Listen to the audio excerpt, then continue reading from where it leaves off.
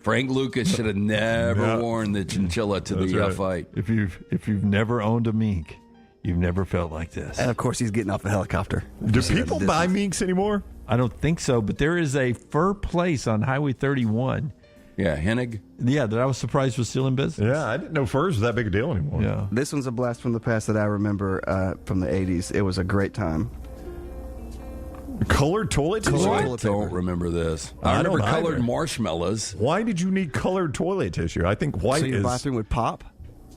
Why not? I guess you could match your bathrooms, but that doesn't look good. Yeah. Yeah, the top left, you got mint chocolate chip when you wipe your ass. Yeah. Does not taste the same. If you do the upper left, how do you know you have a stomach virus? And then finally... Damn. Oh, she taking it. That's some Madonna aggression right there. White shirt, man. So he's wearing that shirt. She's just going to drag him on in. I didn't have a chance. He ain't fighting, is he? Yeah. He's got those arms crossed and a smile on his face. Yeah, I'd buy a whole closet full if I was him. Could you imagine that ad today? What kind of... I mean, that club could do so damn. Yeah. Why do we really get so sensitive? I mean, we could have so much fun still. Man, has it had a chance? Back when life was fun. She's going to beat him over the hill, that club, drag him in the bedroom.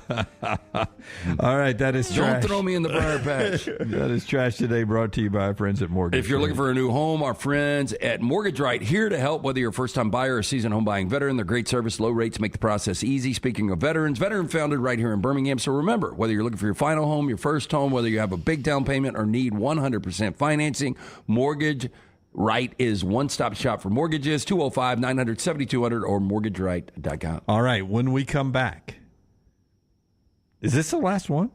Or is there one more next week? I have no idea. We'll do one more next week. I mean, we'll be at the Bama, but Rockstar could do it right here in the studio. Okay, so one more next week. Floor Bama Lounge. And Rockstar sings us into the weekend. That's coming up next on TNR. Brought to you today, Rockstar, by our friends at Champy's. World famous fried chicken, champy'schicken.com, Highway 119 in Alabaster. Thompson games are about to crank up. Visiting teams, Thompson players, great for your Friday night tailgates. Also, if you're going to the games on Saturday, great. If you're going home to watch the games, great. Wonderful Southern fried chicken, Mississippi Delta tamale, and so much more. champy'schicken.com. Everything Next Round is on demand now in the podcast section at nextroundlive.com. Hey, Lance Taylor from the Next Round to tell you about one of our favorite places for breakfast, lunch, and dinner. That is Hamburger Heaven since 1982. Hamburger Heaven has been serving Birmingham's best hamburgers, cheeseburgers, French fries, hand-spun milkshakes, and sandwiches made fresh to order. All of their ingredients are fresh and prepared daily. This includes their beef, always fresh, never frozen, hand-pattied each and every day. For breakfast, lunch, or dinner, visit any of the 4 locations, Highway 280, Irondale, Gardendale, and Homewood. It's time to pull the trigger on the Next Round merch that you've been eyeing. We know there's a lot to choose from at nextround.store, so here's a few of our favorite picks. If you want to match LT and Brown, go with the TNR logo hoodie and throw in one of Dunaway's favorite hats. Any of them will do.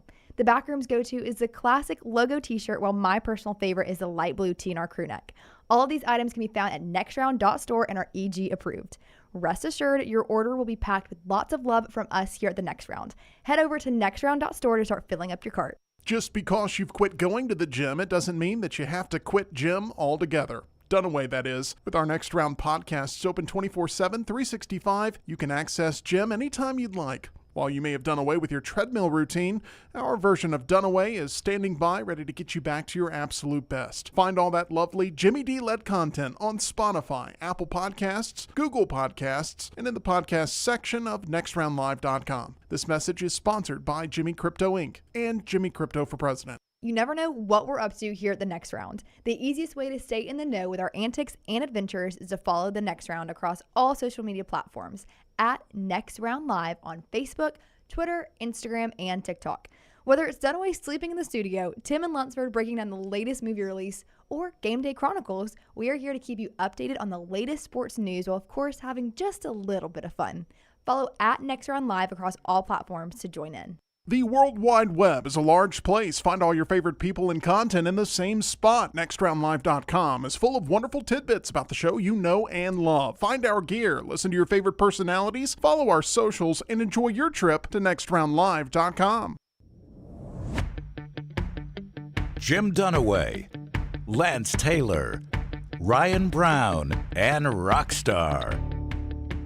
Live from the Birmingham Racecourse Casino Studios, the next round, presented by Bud Light, is on now.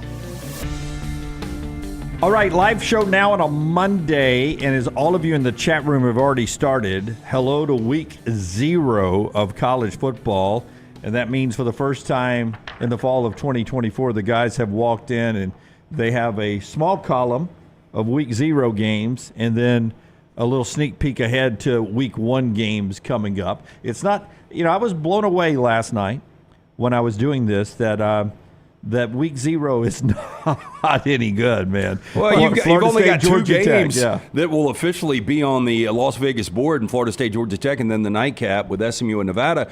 Was week 0 that much better last year? Because when we were at the Floribama doing our 3 guarantees, that next morning I left early to go watch week 0. Yeah.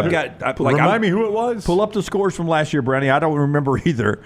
But it was better than this because it got me away from the beach. Now I'm planning on watching Florida State, Georgia Tech, maybe at the Old River Grill, and then going out on a boat or going out on the beach, and then at some point sampling SMU Nevada. Yeah, Florida State, Georgia Tech for me, and then after that, SMU Nevada. I was telling Forrester, that may be a 40-point game.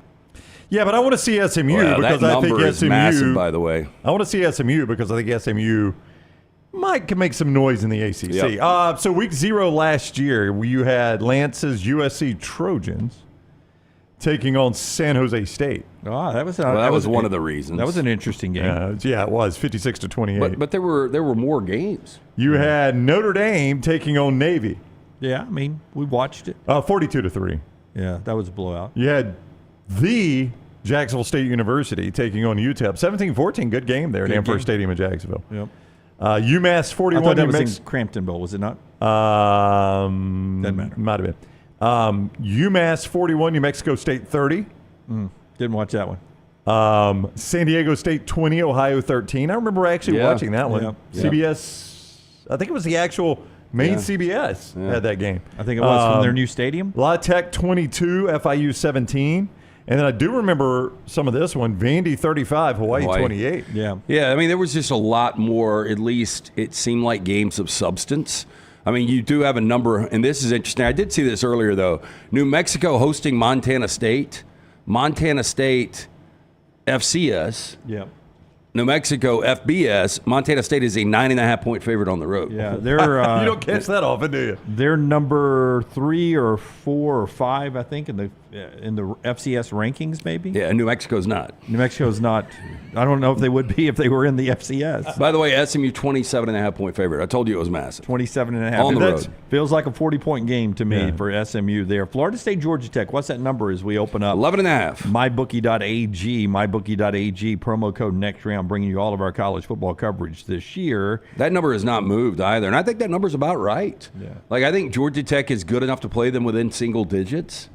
I would be a little surprised if Florida State runs away with the game. And keep in mind, with DJ Uyunglele at quarterback, he has struggled at times to be offensive. Oh, yeah. So against a Brent Key, Georgia Tech rambling wreck defense, that game could get very interesting. A lot more of the week 1 odds that have been updated and some new ones have come out. Brown's going to give us sort of a plate full of those coming up. We'll get to the scrimmages. As always, remind you, covercrimson.com, thebarnauburn.com for just $1. Go try out the new platforms there. A lot of free content, reaction to the scrimmages over the weekend, and behind the paywall content, insider information that you get all the time over there. Covercrimson.com, thebarnauburn.com. Go and check that out.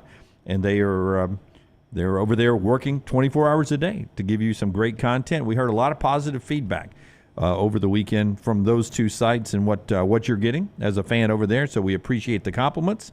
And go check that out and start subscribing there. Sexy story coming, by the way. Sexy story, I hear. Yeah, at the old sexy Cover story. Crimson. Covercrimson.com. Yep. You'll let us know when that sexy story drops. Yeah, I had a conversation with somebody over the weekend. It's good content. Sexy. Yeah, with pictures. I don't know about pictures. I'm sure that might be able to. They might be able to grab hold of some. Storm Restoration Roofing brings you this part of the show today. It's owned by our buddy Greg Nelson. Greg from Pell City. He and his lovely wife, 20 years locally owned.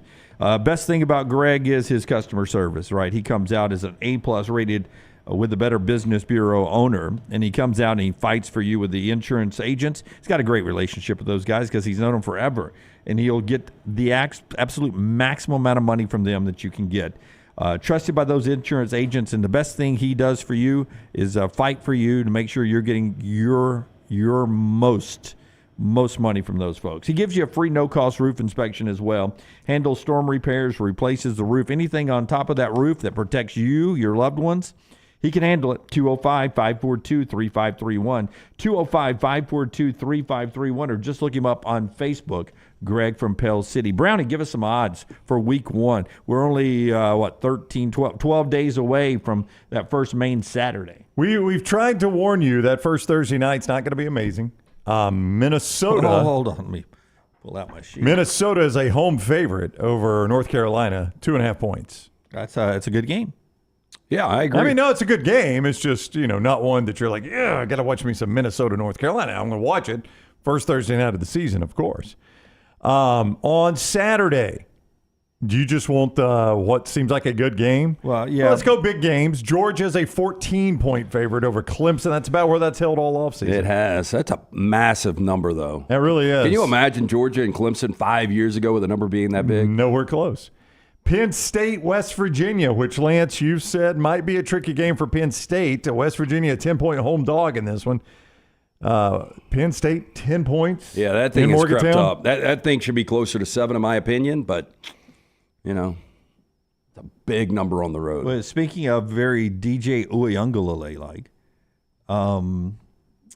Drew Aller has not been very offensive either. He needs to be better this year. Penn State's going to reach their potential. I mean, the only time I've seen a quarterback really go off at Penn State was Trace McSorley. And, for whatever reason, quarterbacks just don't put up numbers under James Franklin, who's an offensive guy. He's never been a good offensive coach, though. No. I mean, give me good offenses. The guys, I know we call him an offensive guy because that's been the side of the ball he's coached, but what good offenses has he ever had? Yeah, I would almost say that Garrett Green, I like him a little bit better, the West Virginia quarterback. Now, people are saying that Aller's going to be the difference this year with what you've got in that backfield, and they should be a team that wins 10 games and goes to a college football playoff. We shall see, though. Week 1 is interesting. Blake over in the mybookie.ag chat room, good point. He says that Georgia-Clemson game will be a long way from that offensively challenged game in Charlotte a few years ago. What was that, 7-0? Well, it was a pick 6 from Georgia early on. I think Clemson got in. I think it was 10-3 final, 10-3? if I remember it right. If you've got the 3 TV set up, probably your third early game there, because you'll go Penn State, West Virginia, Georgia, Clemson in all likelihood. It's going to be Virginia Tech, Vanderbilt. Virginia Tech, a 13.5-point road favorite in Nashville. A lot of offseason talk about the old Hokies. Yeah. Lance, you like Hokie 'em. high. You like them. That would be a terrible loss for Virginia Tech. Oh, it does even. I mean, the I don't ACC think to me, that's not strong enough language. is wide open this year. Virginia Tech is one of those dark horses that can contend based on production they've got coming back in that schedule. But you talk about a soft out of conference, and it starts with Vanderbilt. If you were to lose that game, That's bad. Yeah, but that would be one of those where the 22,400 Vandy fans in there would be like, SEC. I know, we barely hear them. well, I mean, do you think more Virginia Tech fans or Vandy fans? Seriously, Usually- just an excuse to go to Nashville, Nashville. yeah. Labor Day weekend, you get an extra day off. Not a bad drive from Virginia. Yeah. I think there'll be more Tech fans. You're probably right. Yeah. One of the most intriguing Week 1 games in Gainesville. Miami is a 2-point road favorite at Florida at mybookie.ag. So you say there's a chance Florida can win that game. Oh, there's a chance. Yeah, I think Florida's going to win that game. Do you now? I do. Boy, what a bad start for Mario Cristobal. Well, whoever loses that game, Yeah, it is. you're almost uncomfortable for the loser of that game. Don't skip over Colorado State, Texas at that Okay. 2:30. I just want to know. 35. Texas is a 35-point Wow. favorite at home over Colorado That's State. big. We've seen a 35-point favorite go down straight Yeah, up. you ain't going to see that one. It's though. about every decade. Would you Why be did you- Would you be interested in taking Colorado State plus the 35? Possibly. That's what I'm saying. If I'm gambling on that, yeah. I mean, if Tom Herman was coaching Texas, for sure. These were the games. You remember Maryland. They lose the first one out of the gate, and then the very Yes. next year, home and home, there is no way. And they get run again. Yep. Alabama, for the record, is a 31-point favorite over Western Kentucky at home. No line yet on that Auburn game because it is an FCS opponent. Lance normally is pretty good at pegging those. Alabama, A&M, at Auburn. I don't even know where you'd go there. Can you give me Fresno State, Michigan, 6:30 NBC? I can give you that. Yeah, I'd like to know what people are expecting from Michigan in that game. If you got a total for that one interests me total-wise as well. Fresno State, Michigan? Yeah. I say I have that, but I don't see it right here at mybookie.ag. I don't know if there's a reason they don't have that one up yet. Yeah. Haven't named a quarterback yet. It's going to be Orgy, though. That might be it. I don't know, but it is not up at mybookie.ag, so I lied to you. Notre Dame, Texas A&M? Notre Dame, Texas A&M, Lance, has stuck it, or it has climbed a little bit. A&M, 2.5-point favorite. That was like a pick 'em early in the year. I do have Fresno State, Michigan. Come back to that in a moment. But Texas A&M, a 2.5-point home favorite. Yeah, Notre Dame's lost a little bit. They lose their starting left tackle, and they lose one of their defensive backs. Marcus Freeman said this week, after their practice this weekend, he said, I know at some point I've got to put 5 guys out, the starter of the offensive line. We're just not ready to do that yet. Yeah. That's a concern. That's a concern for a team that is ranked in the top 10, a team that it's college football playoff or bust. Well, I mean, if you're glass half full, LT, you can say, man, I've got many. Such depth. I've got 8 or 9 guys. I don't know which ones I want to put out there yet. Yeah, I really would want some. I would want a cohesive unit going into College Station, because that place, now that they've got the albatross that was that Jimbo Fisher contract, that thing is dead and buried now, and you've gotten Mike Elko. You've sold me on this. And I really believe that A&M fans, I think they're becoming sold on this thing too. I think A&M's going to be a really good team. Now, I think Notre Dame's going to be really good. This is maybe the best, most evenly matched game we've got of week 1. You wanted Cal State Fresno. That's the reason I couldn't find them, is that's the way they were listed. California State University of Fresno. Really? Michigan, 21.5-point favorite. The total of 48. That's it. That's what I was total. looking for there. Yeah. That Michigan defense. Yes. Against a Fresno team that had to change head coaches, unfortunately, in the offseason. Yeah. It screams low scoring. Okay, 2 more. If you've got USC LSU on Sunday. Sunday night, 6-point LSU favorite in Vegas. Not just the point spread in Vegas. The game is in Vegas. It hasn't moved. I thought that thing would tick up to 7. I think the USC brand is still so strong, and people can't get past how bad LSU's defense was last year. Now, USC's defense was that and some more, I thought. Yeah. So 2 awful defenses last year, but I think just because of the USC brand, people can't really shake that. It's right at the touchdown. To me, it seems like you're getting value with LSU at only 6. Go ahead. I was just going to say, Jim, if you like scoring, Las Vegas tells you that's your game. Highest total on the board for week 1 is LSU USC, 63.5 points. Go hammer the under. Yeah, probably. Because that's overinflated because of both their defenses were so bad last year, right? If they would have played that game mid-season, that total's probably 74. Yeah. No, I'm being serious. That's an absurd total. With Jaden Daniels and Caleb Williams and those defenses. Okay. Last year. Yeah. If you don't like offense, and Iowa must be playing an FCS team. If you don't like offense, the lowest total is 43 for Miami and Northwestern. That's Northwestern playing in their makeshift stadium. Against Miami of Ohio. Not the U. All right. So there you go. That's week 1 odds looking ahead. Big game this week is Florida State, Georgia Tech, week 0. We'll be down at the Floribama for our bold prediction. Guarantee Friday, 3 guarantee show coming up Friday with our bold predictions down there. Just like last year, we'll be hanging out with the Floribama crew. Come by and say hi to us, 9 to 12 Central Time down in Gulf Shores, Orange Beach, Alabama, right on the Florida-Alabama line. And we'll enjoy that on Friday, and then hang around on Saturday and enjoy the beach and watch some football, and then get back with all of our spotlights and coaches' news conference, full typical game day week. 1 week from today for the opening week 1 of college football, but we get it going this week. Do we know? So I know game day is going to be in Dublin. Where will they be week 1? College Station? Yeah, College Station. Yeah, they makes some more sense. Yeah, that's where I think Fowler and Herbstreit have the prime time game on ABC for that one. One more thing to get to before we get to Josh Pate, who's with us in the next segment, Mr. College Football. Urology Centers of Alabama, UCA, with over 35 urologists, 16 locations across Alabama. Listen, I learned Friday right here live on the show, they treat all your urological needs from prostate health to kidney stones, and somewhere in between that is vasectomies. And I actually had mine done there. I had forgotten. That's where I had it done. It was such a smooth procedure.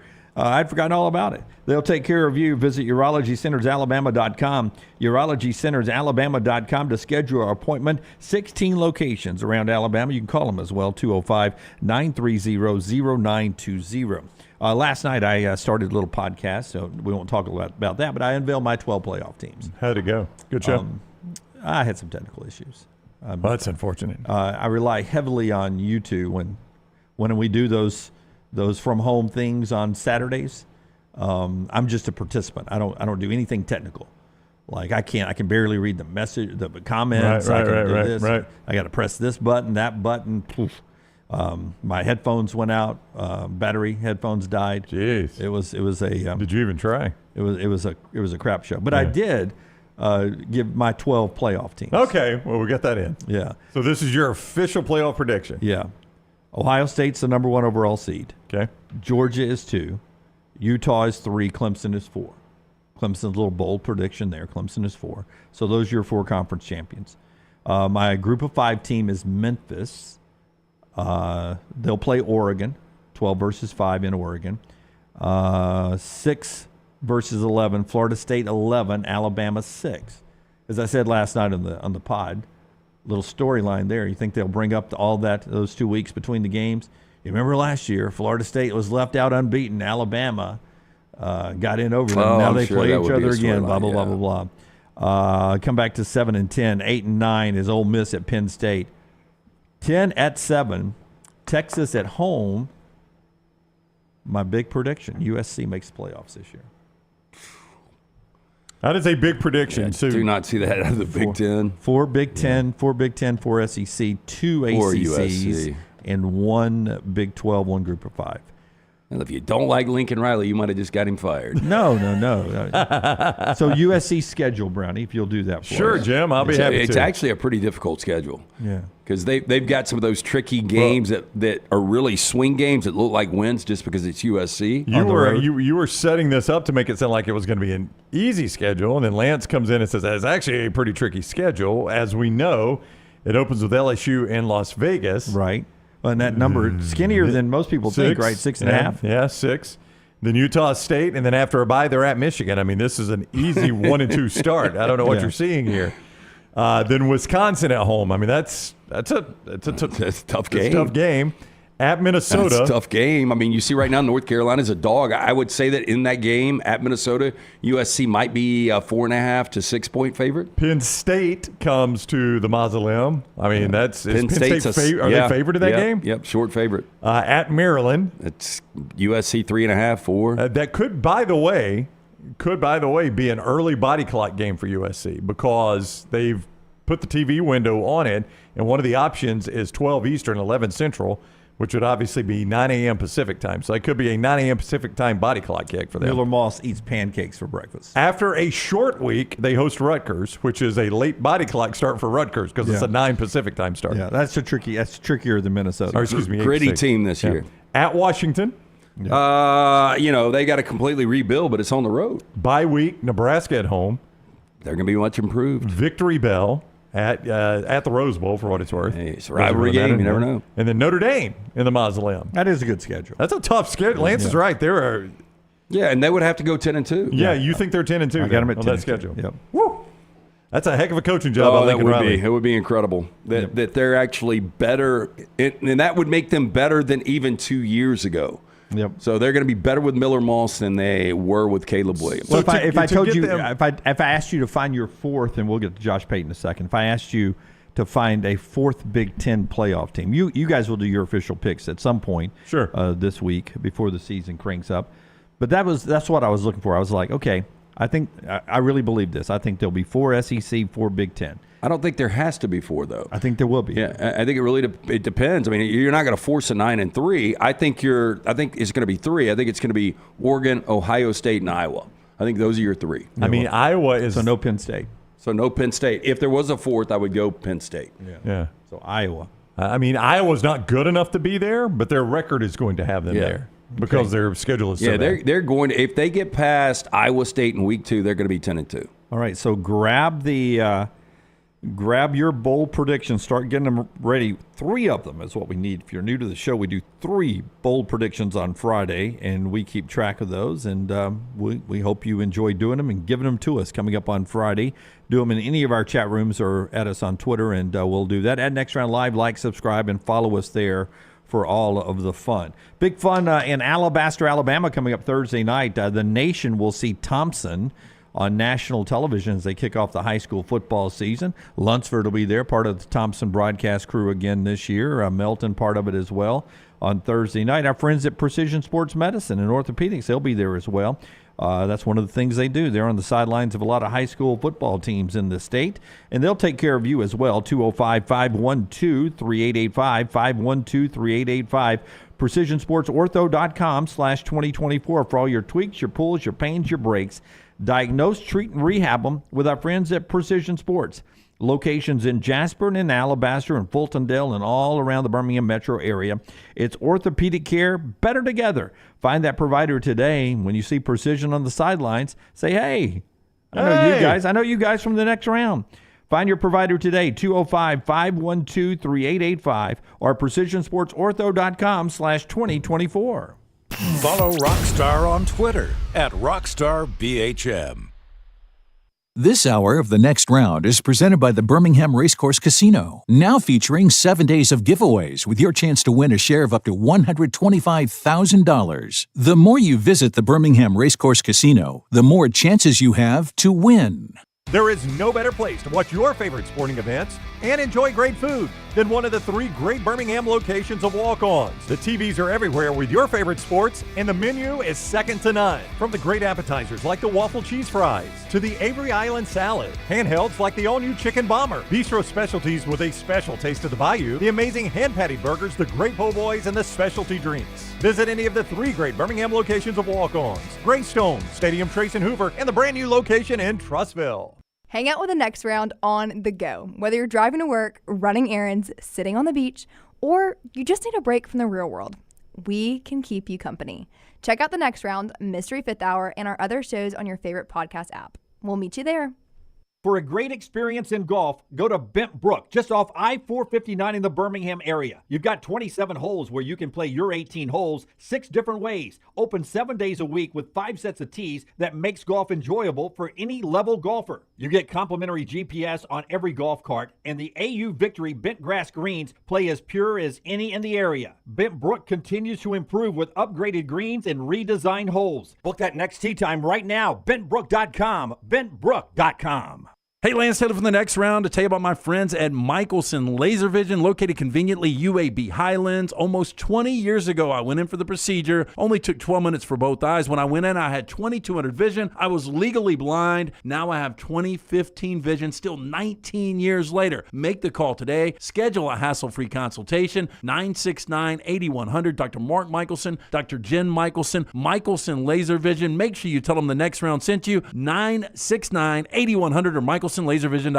Spring weather is here, and our friends at Hemphill Services are offering a $69 HVAC tune-up plus 10% off any service call when you mention the Next Round. Call Adam, Chad, and the guys at Hemphill Services. Make sure your HVAC unit is ready to keep up with the changing weather. Hemphill Services, locally owned and operated independent train dealer. The team can service all makes and models. For all of your plumbing, heating, and cooling needs, call Hemphill Services. It's hard to stop a train. 205-229-2090 or hemphillservices.com. That's 205-229-2090, hemphillservices.com. Things fall apart. There's even a book about it, but that doesn't mean you have to break the bank to fix them. Ryan Brown here for the Next Round. Our friends at Mortgage Right have a new renovation option that will make repairs and other home improvements easy. If you've recently purchased a home and find yourself short on cash, or you're looking to buy a fixer-upper, Mortgage Right's renovation loan program can help you spruce up your space. Repairs can be made to your roof, plumbing, flooring, and more with the help of top-notch mortgage professionals. So get your fix by visiting mortgageright.com/TNR. And MLS 2239, Equal Housing Lender.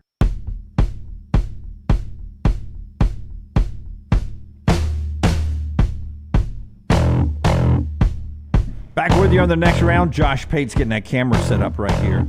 We'll jump in with him right after LT tells us about our friends at CPAP Plus. If you're about to go on a whole new Saturday road tour or something like that, you can You can pack up the CPAP machine and go ahead and stay in those Verbos or hotel room and sleep nice through the college football season. Yes, they've got travel CPAP machines in stock. You can even rent one to see how you like it. The rental fee will be applied to your purchase of a travel CPAP. Stop in, see our friends. Don't buy your mask and supplies from Amazon or online. Go see the folks at CPAP Plus. See what you're actually buying. Visit any of the 3 convenient locations. Pelham, Highway 280, now open and trustful for free CPAP checkup and free filters. No appointment needed. They carry the best equipment from ResMed, React, Fisher Paykel with mask and supplies in stock every day. Do you need it today? They've actually got it today. Just Google CPAP Plus or get into one of those 3 convenient locations and make sure you tell them the next round sent you. Josh Pate is with us, CBS Sports at Late Kick. Josh, he announced his tour and his first date last night. Welcome in, Josh Pate. How are you?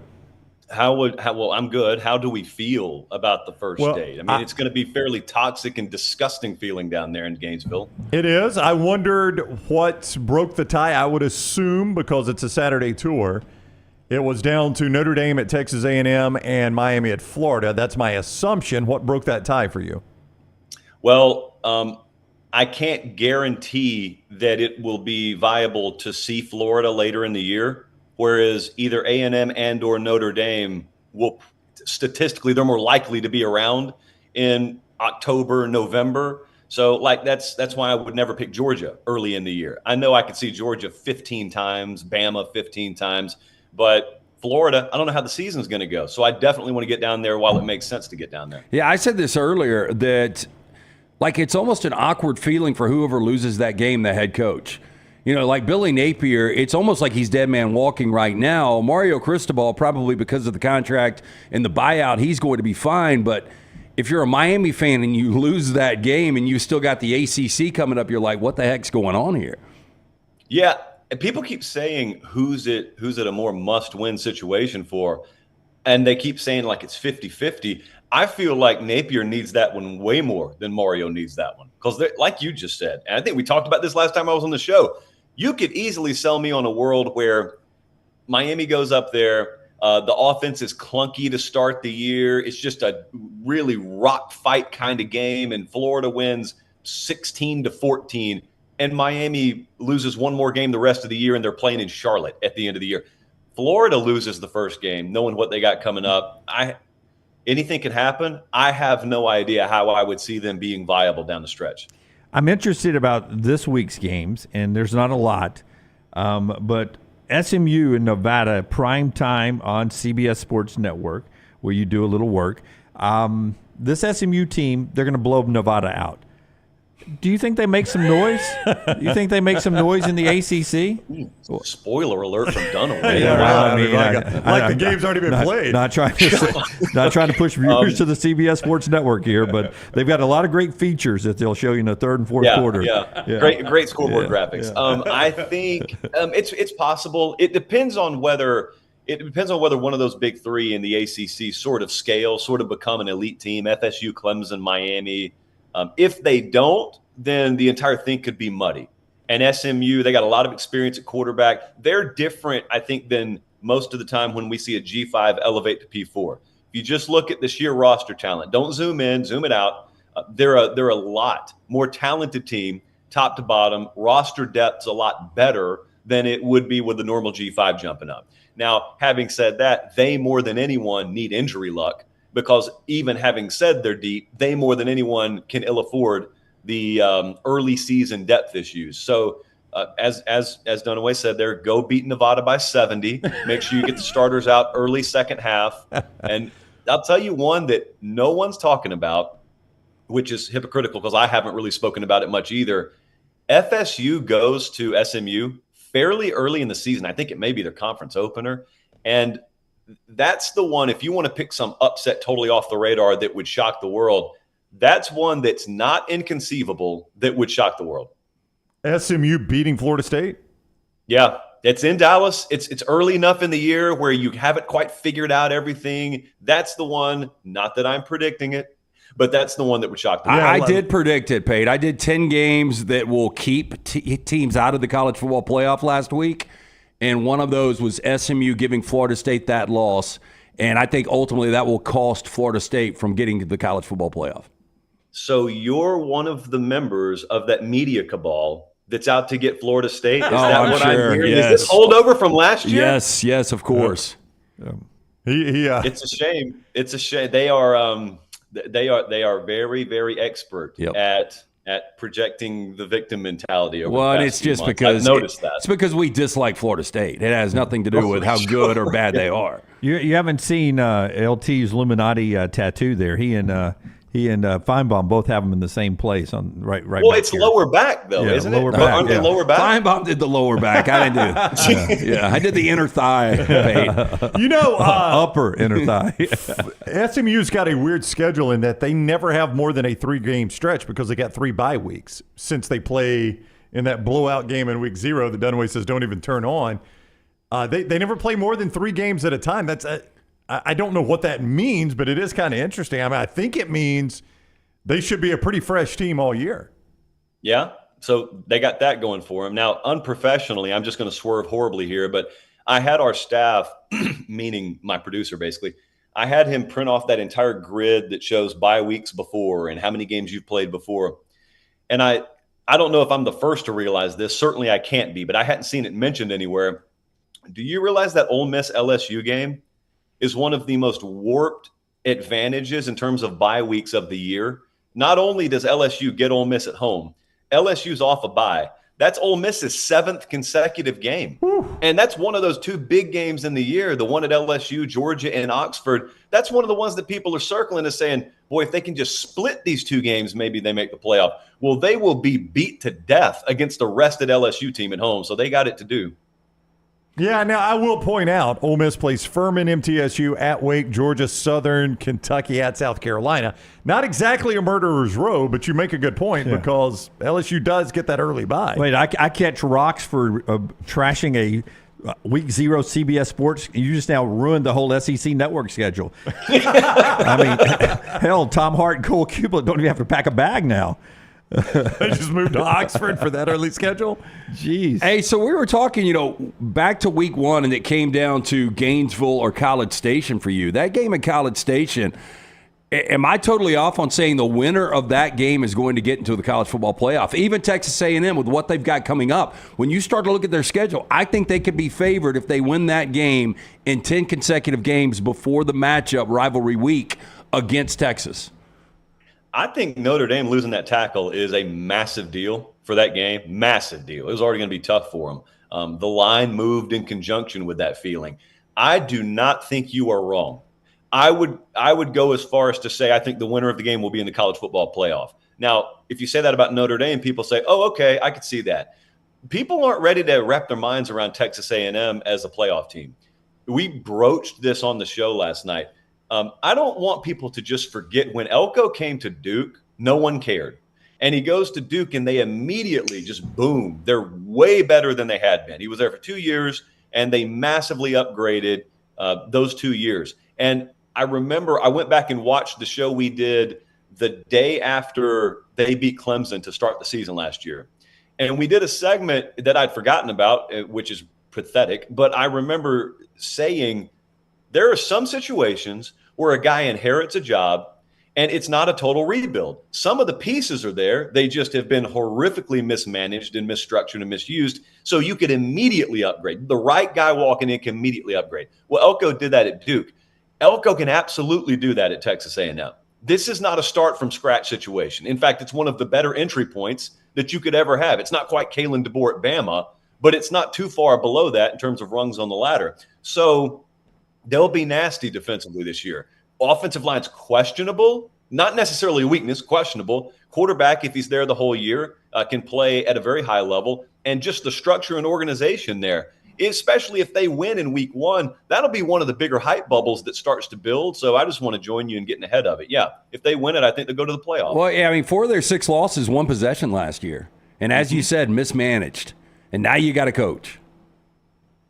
A good coach. I think you got a good one. I think also it's going to be fun to look back on this whole cycle 3 or 4 years from now. Because I have so little doubt about the fact that Mike Elko is the right guy for the job.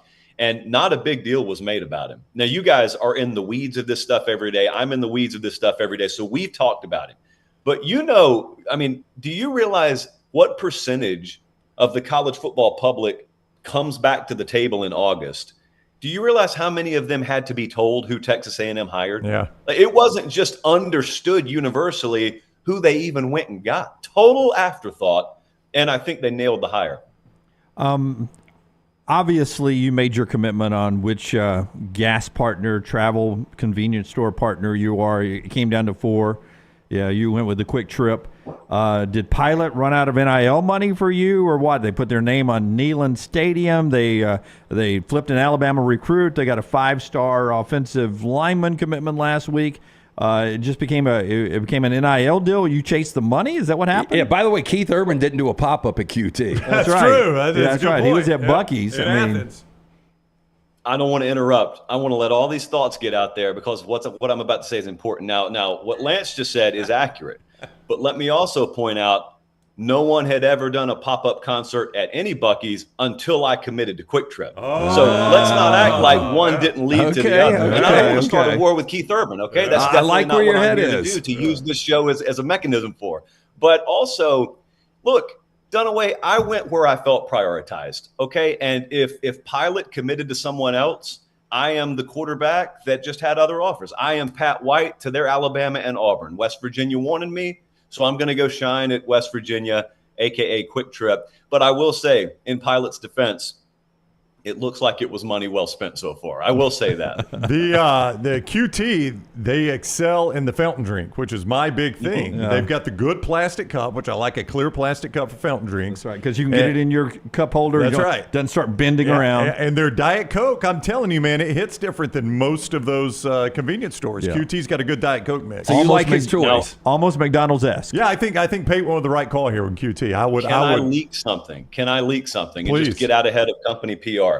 I have it on good authority that in the not too distant future, a full cold brew tap situation will appear at most Quick Trips across the great United States of America. So you pick your cold brew, you pull the lever, and boom, in your plastic cup or whatever receptacle you have there. I'm excited about that. I'm not a big cold brew guy, but that sounds intriguing for the cold brew fans out there. I will just stick with my Dr. Pepper, or my Diet Coke, that's got the right mix there at QT. Yeah. I don't know what it is. It just hits different from QT. All right, Josh Pate. All new, what? You got another one? One more, just because before you came on, Dunaway has USC making the 12-team playoff. I would love this year? Yeah. In 2024? Wow. I would love to see it, but I told him he's insane. Look, I don't want to doubt Lincoln Riley because I still think Lincoln Riley is one of the best offensive minds in all of college football, and I think Miller Moss is going to be solid. Any quarterback play he's got is going to be good, but that schedule it's deceptive. I mean, it's a tricky schedule in year one of the Big Ten, and that would be one of the biggest surprises, even with that brand in college football this year, if they were to go 10-2. Yeah. So here's the problem. We'll know pretty early on. The problem is, if they don't have their defensive line situation rectified, it's not just the game at Michigan or against LSU. It's not just those. Penn State becomes a massive problem for them. Wisconsin becomes a massive problem for them. And so you go from thinking USC, if they've got it rectified enough, can win some shootouts, can make some people uncomfortable, to thinking they will have done to them what Michigan did to Penn State last year. We don't even have to throw the ball. We'll just run it 30 times in a row at you. We'll completely demoralize you. We did our biggest games of the year last night, and I picked Penn State at USC as one of those games, which I don't think many people are looking forward to. But that's the kind of game, that's the first time a Big Ten opponent of any, laud goes out to the Coliseum. If that happens to them in front of their home fans out there, however many of them there are there that night, if that happens to them out there, and also, you guys know as well as I do, Penn State fans may outnumber USC fans in the Coliseum on that night. That would be the wake-up call, just kind of getting pantsed physically at home and being outnumbered in the stands. That has not happened to those people. Has not happened. So, selfishly, I hope you're right, Dunaway. I hope you're right. But that LSU game in week one, could you not see either team winning that thing by double digits and not being surprised? That's totally unpredictable to me. Oh, if USC won that game by double digits, it would shock me. Yeah, underneath my Taylor Swift tattoo, pumping a little Lincoln Riley blue-collar coach this year into my veins. Blue-collar coach. He's getting rid of all the stars. He's going to play a little bit better defense this year, maybe the best defense of his year. All the NIL trash they had last year, better people this year. Yeah, that's going to happen. Listen, I don't say this with any joke. We are more blue-collar than he is. And you know how do you know how low blue-collar we are? One of my neighbors had a car break down Friday afternoon, and it was hotter than 10 hells, and he was just outside behind my house. And I walked out there, and I was like, hey, what happened? He goes, I don't know. It just stopped. And he popped his hood. He goes, what do you think? And I said, brother, alternator. It's the only thing I know to say. Alternator. Tell Pate the story that made you ballless forever, where your daughter had the flat tire. You show up to change it, and her boyfriend's got to come because Dunaway can't. Hold on. Dunaway couldn't change the tire, Pate. Okay, go ahead. Tell me the story. She parked it. She was on her way to work, and she parked it. She says, hey, Dad, I went on and walked. I was only a few blocks away from work. It was a Saturday morning. I parked it in the CVS parking lot in Homewood. I get there. It is parked right by the door. So I'm there trying to change a tire. They don't have really good stuff in the back of the Honda CRVs. The jack, I couldn't figure it out. It wasn't a Manly-like jack. It was a spin wheel. It felt like it was made of tin foil. And people are like, hey, love the show. As they're walking by, I'm sweating. It's the summertime. 2.5 hours I worked on trying to get the last lug nut off. After rearranging the jack 2 or 3 times, 2.5 hours. Finally, I called my wife, or she called me. She goes, how's it going? And I said, can't get one lug nut off. I have tried and tried and tried. She goes, we got free towing, right, with our insurance. I said, hell no, I don't. I wish you'd have told me that 2.5 hours ago. We'd just towed that thing to a local sponsor. Yeah, didn't go well. Yeah, they're gone. They're gone. Hey, we were correct. One lug nut. Yeah. And apparently I stripped it so much trying to get it off that they had to replace the whole everything in that whole tire facing there. More stripped that day. Yeah. The lug nut or Dunaway's pride. Yeah. That had long since departed. I was never going to be on anybody's pit crew. I'll go ahead and tell you. All right, the whole new Saturday tour launches August 31st in Gainesville for the Hurricanes, the Gators. Josh Pate all over the country with CBS Sports at Late Kick Josh on social media and also on YouTube. Go like and subscribe to his show just like you do ours. Thank you very much, Pate. It's always great to talk with you. Farewell, sirs. All right, buddy. Take care. Josh Pate with us on the JohnstonRVCenter.com hotline. Dr. B brings you part of the show all season long. Dr. B is the guy that brought LT's hair back to life. Charging my kit right now, getting ready for a little couch time tonight where I will do the non-invasive treatment. I do it 3 times a week, 30 minutes each time. My hair has more than doubled in thickness since I started that treatment. Brown is working on it as well. For more than 20 years, women and men have turned to Dr. Beckenstein for a range of cosmetic and reconstructive procedures. He will use that experience, his advanced training and genetic testing to help his patients fully understand the procedures they are considering. Call Dr. B and that great staff today. Schedule a consultation, 205-319-0316, 205-319-0316, or t3hair.net. Chris says, okay, I cancel my I Love Dunaway card. Troy says you got to loosen the lug nuts before you jack it up. Probably would have helped. Yeah, that was your error. I did jack it back down. Charles says Jim's more blue balls than he is blue collar. Let me tell you that's what. an old reference, isn't it? Yeah, it is. That roadside on insurance, I've used it. That roadside deal, that's hard to beat right there, buddy. My wife had a flat, and I call our insurance company. They had somebody there to fix that flat in like 20 minutes. Yeah. And they know what they're doing, too. They do. They're professionals. Yeah. Maverick says, did Maggie go into ministry because she's been praying so much for Jim that it just made sense? Might as well turn her part-time job into a real one. Yeah. All right. Andrew's asking everyone recover from Thursday night. We have. We had a great weekend. Hope you did, too. We'll do best and worst of the weekend when we come back on the show. That is being brought to you always by our friends at Bud Light. Easy to drink, easy to enjoy. We appreciate everything they did for us at our kickoff party last Thursday night at Walk-Ons, and we're already excited about some things we'll be doing with them throughout the college football season. This is the next round, best and worst of the weekend when we come back. Follow Scott Forrester on Twitter at scottforestertv. Excitement awaits at Barber Motorsports Park for the Fanatec GT World Challenge America. September 6th through the 8th. It's a high-octane weekend you won't want to miss. Witness some of the most iconic sports cars like Lamborghini, McLaren, Porsche, and Ferrari battling it out on the track. Enjoy the beer gardens, kids zone, and don't forget to bring your dog for bark at the park on Saturday. The Fanatec GT World Challenge America, September 6th through the 8th. Kids 15 and under get in free. Get your tickets today. Twin Peaks is the best in the game. Here, you're in the red zone for every college rivalry and divisional matchup all season long. On game day, you never have to decide which teams to watch, only what combination of bites, burgers, wings, and more to order. Plus, where else are your favorite draft beers always poured at a frozen 29 degrees? Only at Twin Peaks, the #1 sports bar. Stick around after the sun sets. Twin Peaks is open really late. Wind down with bourbon and late night bites. Only at Twin Peaks.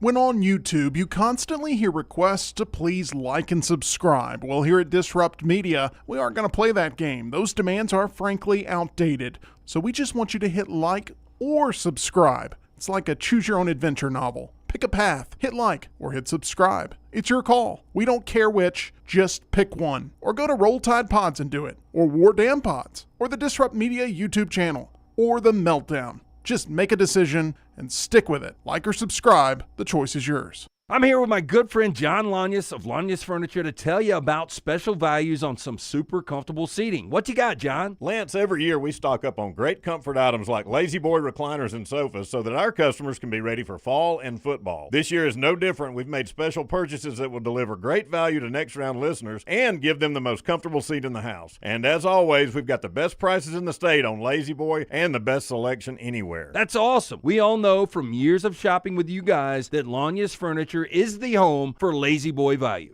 Let's face it, a home is one of the most powerful assets you can have, and our friends at Mortgage Right want to help you build wealth through home ownership. Mortgage Right is all about providing competitive rates, a variety of loan products, and a multitude of resources for a seamless home buying experience. They treat their borrowers like family and are always looking to bring more happy homeowners under their roof. See more by visiting mortgageright.com/TNR today and start living. That's mortgageright.com/TNR. NMLS 2239, equal housing lender. Every day, someone is ridiculed and mocked for the clothing they chose to wear. It's a harsh reality we all must face. But you have the chance to change all of that with one visit to nextround.store. For just a few minutes of browsing, you will observe so many clothing options, from hats to hoodies to t-shirts. Please, for yourself or someone you love, go to nextround.store and embrace the warmth of true attire.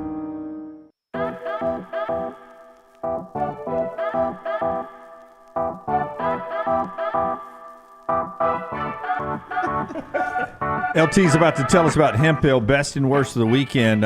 Emily Grace not with us today, not on campus either. She's experiencing an extended weekend, best of. We got some pictures of her. Where in the world is Emily Grace? She's in London, and she just checked in. She's on her way to see Taylor Swift right now. They're in an Uber on the way to Wembley Stadium right now to That's awesome, catch the show there. So incredible experience. Enjoy it. Yeah.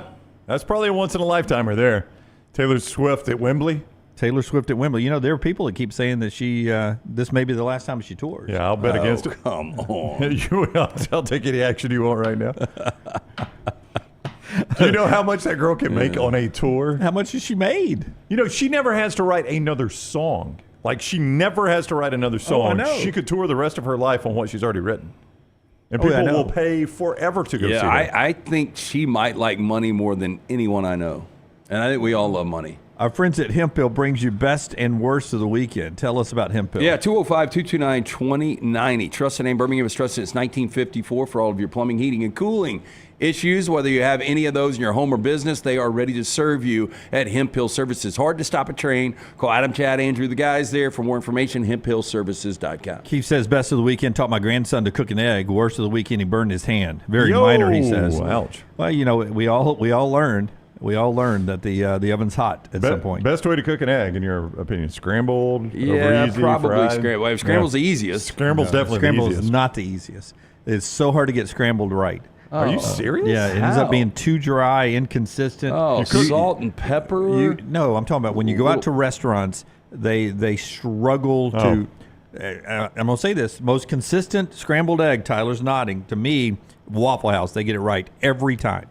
Scrambles can be too dry. Well, too Waffle dry. House, I mean, they do like a billion of them every day. Daniel's best of the weekend, Caleb Williams. That throw he made in the Bears preseason game. Look, Caleb Williams is going to be special. I know we're going to do something coming up when we look at different divisions, but I think Caleb's going to be special. But watching Bo Nix last night, there is something about this kid. And, go into the season, so he is tied with Mac Jones for the all-time completion record in a season. 77.4% is what he completed last year at Oregon. That's incredible. And no chance he does it in the NFL, right? No, not at that level, but I still think he can be a consistent passer. Guess what? In 8 drives this year, he's completing just a little less than 1%. Less than that. So he's completing 76.7% of his passes. 8 of 9, 80 yards, touchdown last night. Well, so he's been a part of 7 drives.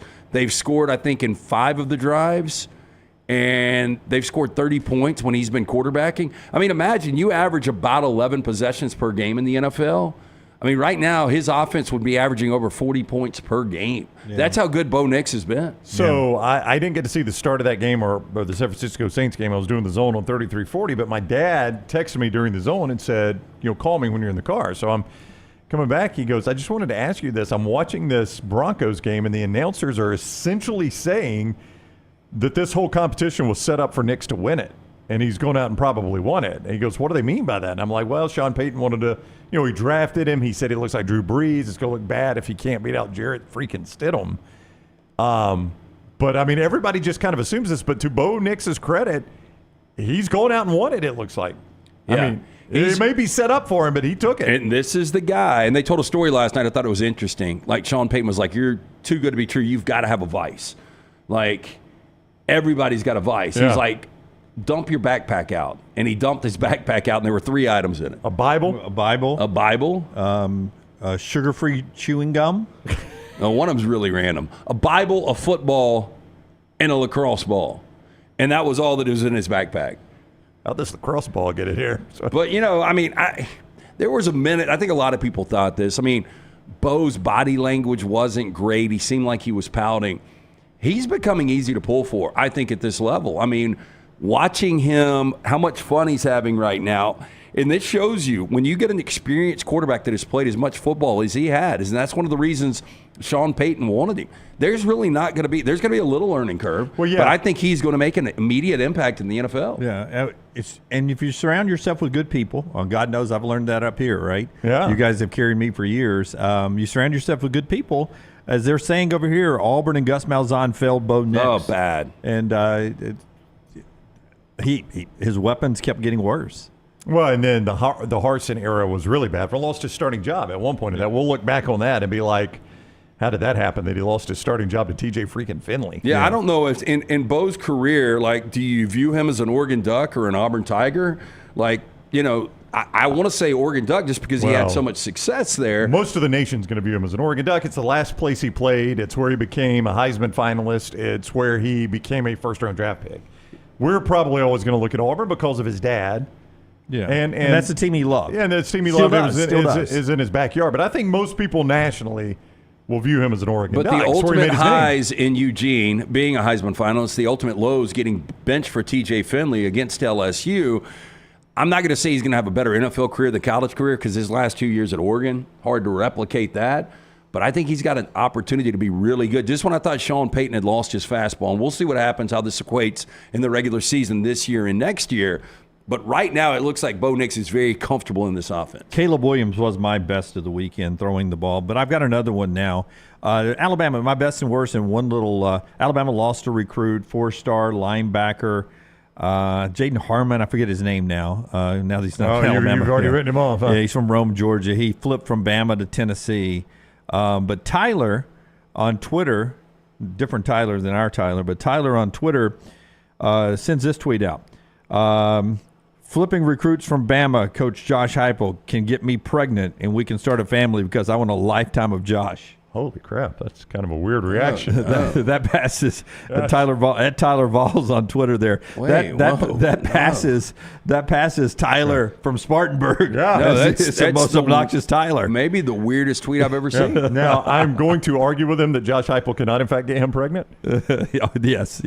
I didn't pay close attention to biology at either Sachs High School or Jacksonville State. Let's not experiment it. Yeah. He is good at scoring. That's a good point. But it's not going to work. His X's and O's don't match up there. That's my best and worst all rolled into one. More best and worst with you guys. Keep them coming in the chat room. What about you guys? Weekend, any fun things happen for you guys?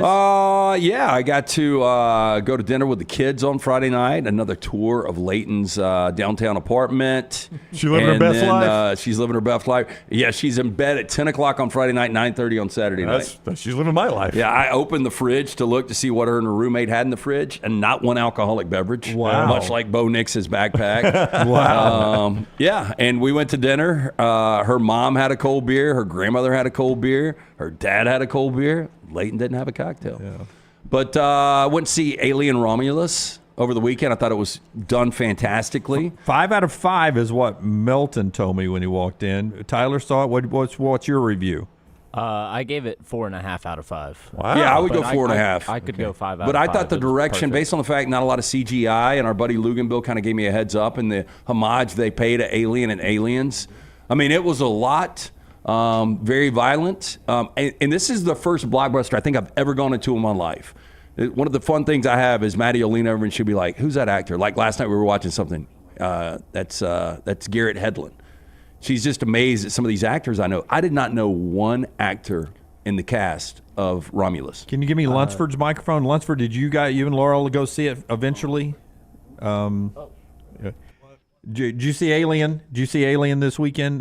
We got 4.5 from him. I know we got 5 from your Meltdown partner. What did you give it? I gave it a 3.5. There was one aspect of the movie I absolutely hated, and it drove me insane, and I had to drop a whole point for it. Wow. That I don't want to say because it spoils something. Yeah, I bet I know what you're talking about, though. It has to do with an old member of the original movie. Yeah, okay. It was bad. Really bad.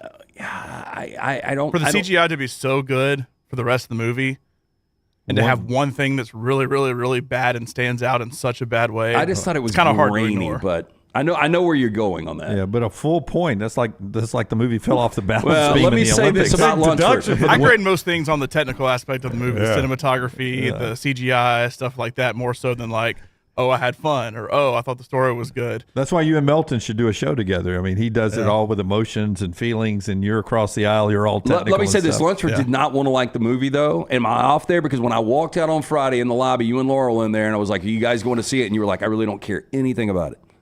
Correct. I did not care anything about it. I still don't care anything about it, but it was good. Just not great. I'll put it this way. If you like the original Alien and Aliens, then you'll love it. Yeah, then you will love it. I think it is of the 6 now, I think, when you're talking about Prometheus and Danny McBride, the really bad alien, this is, to me, the third best. Yeah. I would go Alien, Aliens, and then Romulus. You can go and get the Meltdown's breakdown of that. Both Tyler and Melton walking out of the theater, and of course on their show every day, 2:00 live. The Meltdown there.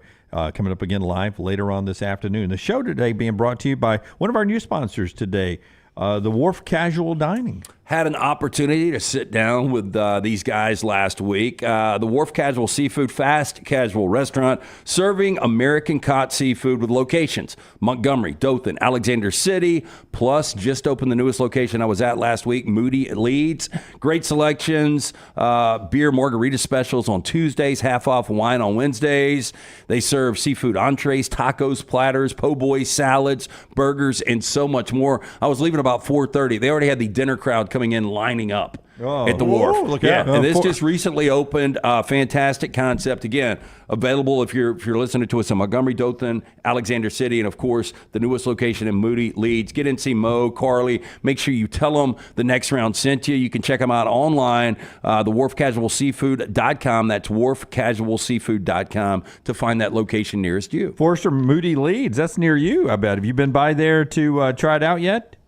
I have not checked it out yet. That place is always crowded, though. Yeah, so they've been open the last couple of weeks. That's a telltale sign right there. That's what you want to get in the crowd. Swim upstream. Try to get some of that good food there with our friends at Wharf's Casual Seafood. They're now in Moody and Leeds and all over the great state of Alabama and down in the Panhandle. We appreciate them being with us so much. 2 more hours to go, including what happened this weekend, scrimmages around the SEC. Some information popping out as we roll on the next round.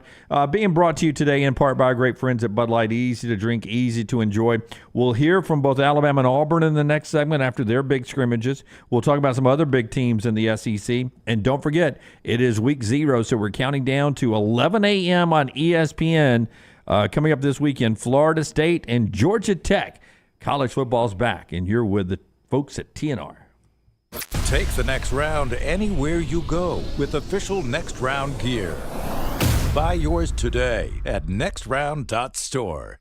Storm season is here. Make sure you have a plan of action in place right now. Greg from Pell City and Storm Restoration Roofing should be your first call when storms hit. Insurance companies love working with Storm Restoration Roofing because of Greg Nelson's name and reputation in the industry. When storms hit, call Greg Nelson. He's local, 205-542-3531. He's the home of the free no-cost roof inspection. Greg from Pell City on Facebook, 205-542-3531. It's Storm Restoration Roofing.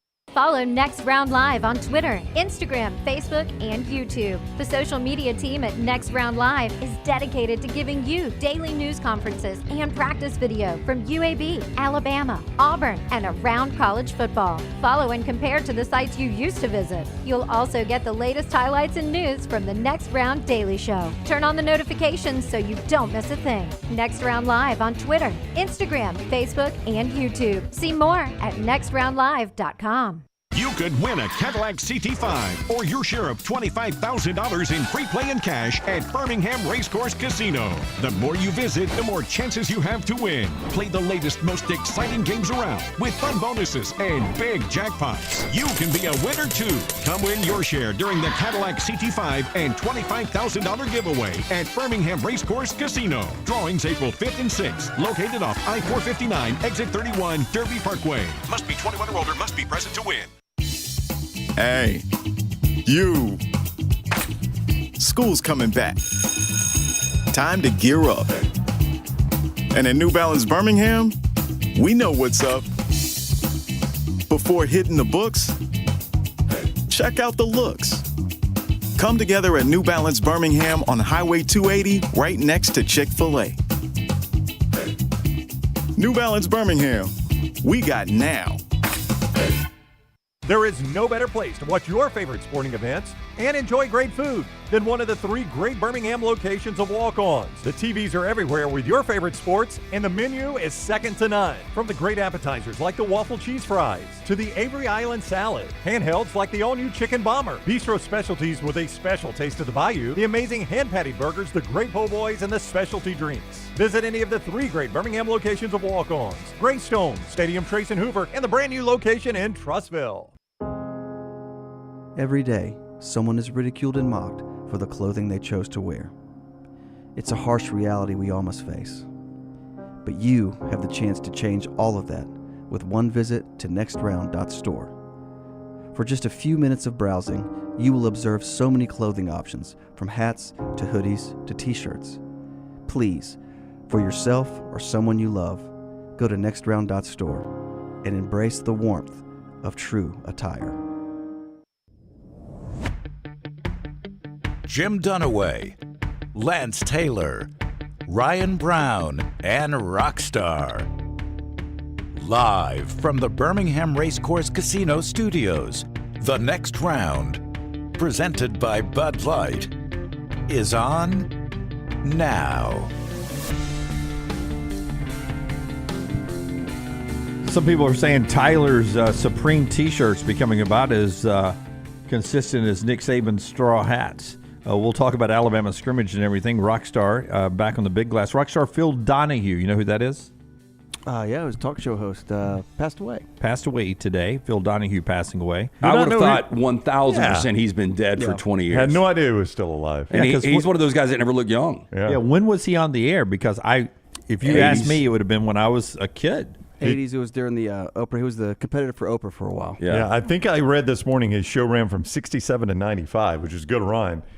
It was really one of the first, for me anyway.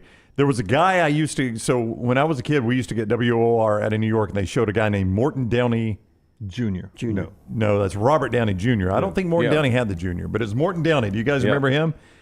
Because Howard Stern hated him. Oh, did he really? Oh, my gosh. Early on in his career, And Morton Downey did this big, over-the-top, he'd always have on like a black guy and a Klansman and stuff like that. Just stuff you knew was going to, incite a riot. But I always viewed him as just a New York show. Phil Donahue was a national show to me as a kid, and he was kind of the first controversial show. Like, and he'd have a studio audience, and he'd walk around. He'd run around. He'd always run. Hang on. Yep. He'd run over there, and he'd put the mic in there. Like, you can't be saying that about my grandmother. And then Geraldo Rivera tried to take it even another level, and then Jerry Springer took it another level. Yeah. So, but Donahue, to me, was like the father of that genre. Big glasses? Yeah. Yep. Okay. Thick glasses. The gray. He had gray hair earlier than Taylor Hicks. Skinny Newt Gingrich with glasses. Yeah. That's a good one. Yeah. But he's dead now. Everyone thought he was dead. He's dead. I mean, was he in his 90s? 88.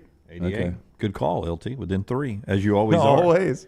Michelson Laser Vision, as we get back to college football, we're about to talk about the scrimmage and hear from some folks here.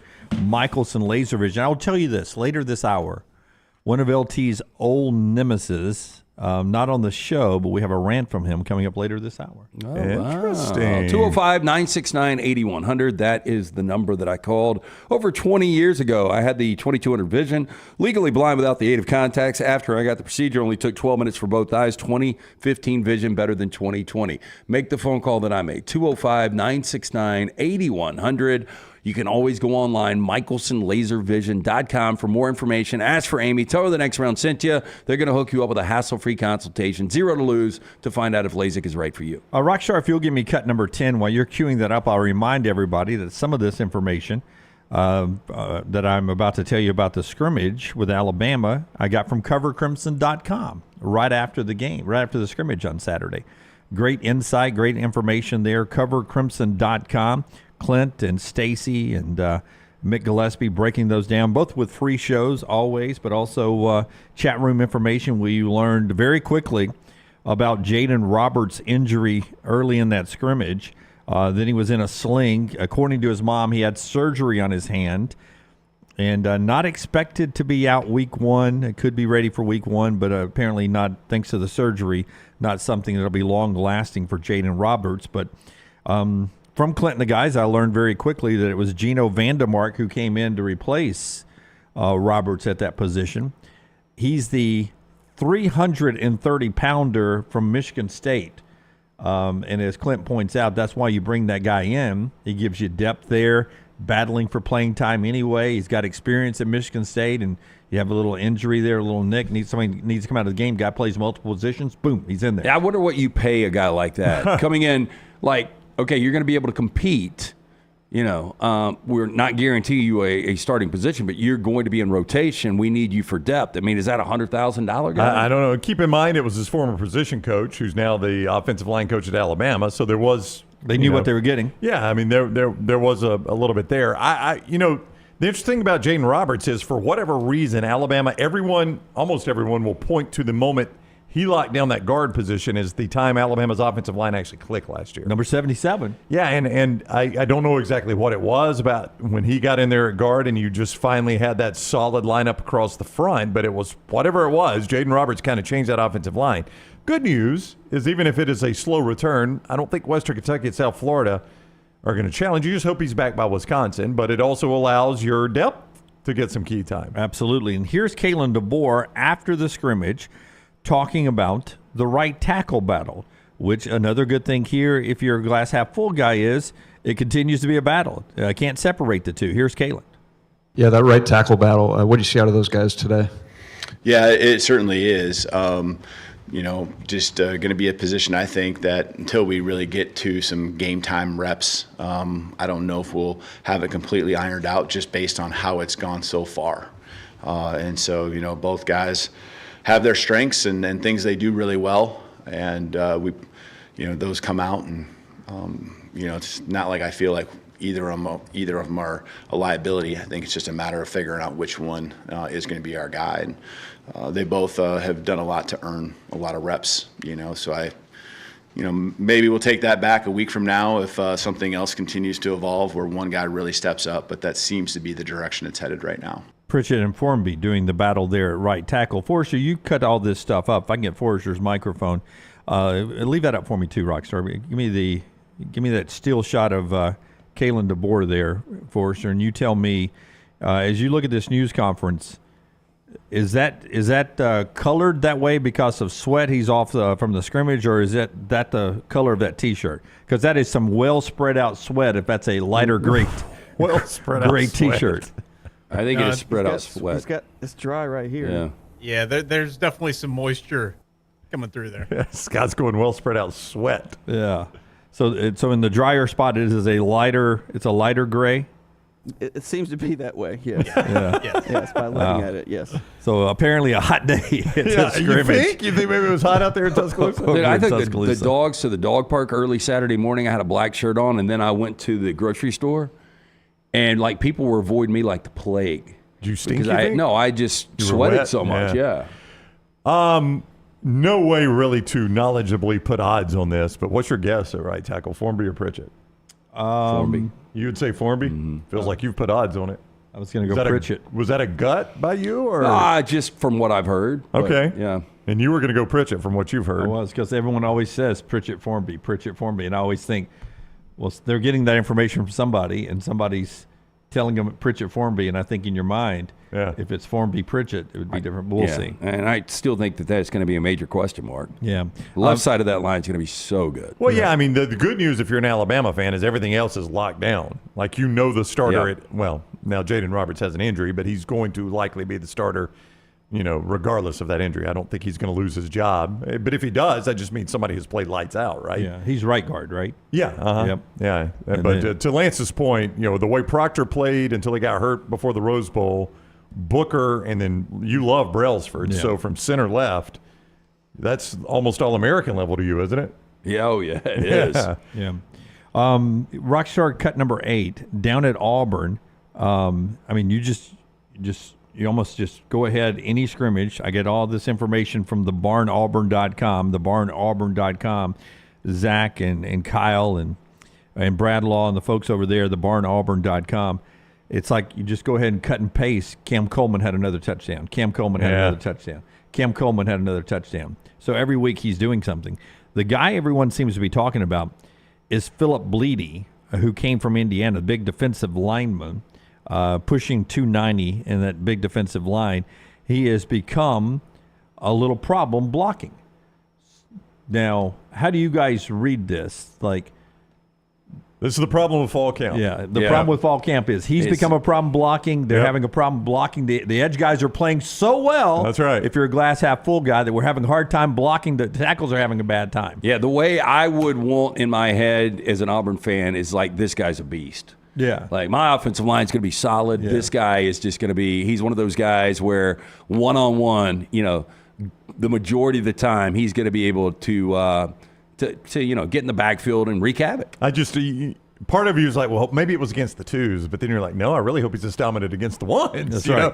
I mean, it's just like there's no way you could there's no scenario where you can play where you feel great about it. And you said that's the problem with fall camp. Here's Hugh Freeze talking about his offensive line, and I don't know, on a scale of 0 to 10, Hugh, where do you put the worry meter on the offensive line? Talk to us. Yeah, the O-line probably is one of the tighter groups we have. I do think we have a ways to go there, and that's probably been my biggest worry about the offense right now, believe it or not. I think our receivers are going to come on and be fine. O-line-wise, just getting them to gel and get on the same page. Really happy with most of them up there, but there's a couple spots we've got to bring it. We've got to come better. And now I will say it's somewhat hard to tell when you're always studying, really what the play produced. But we're still making too many, we're not all on the same page. And Connor Liu is very, very sharp, and he's making the right calls, but somehow it's not translating all the time to every position there. And so we've still got work to do there. Okay, so Rockstar, can you play it again for me? Let's count the pause there before he says the word worry. How many seconds is in the pause here? Hit it, man. Yeah, the O-line probably is one of the tighter groups we have.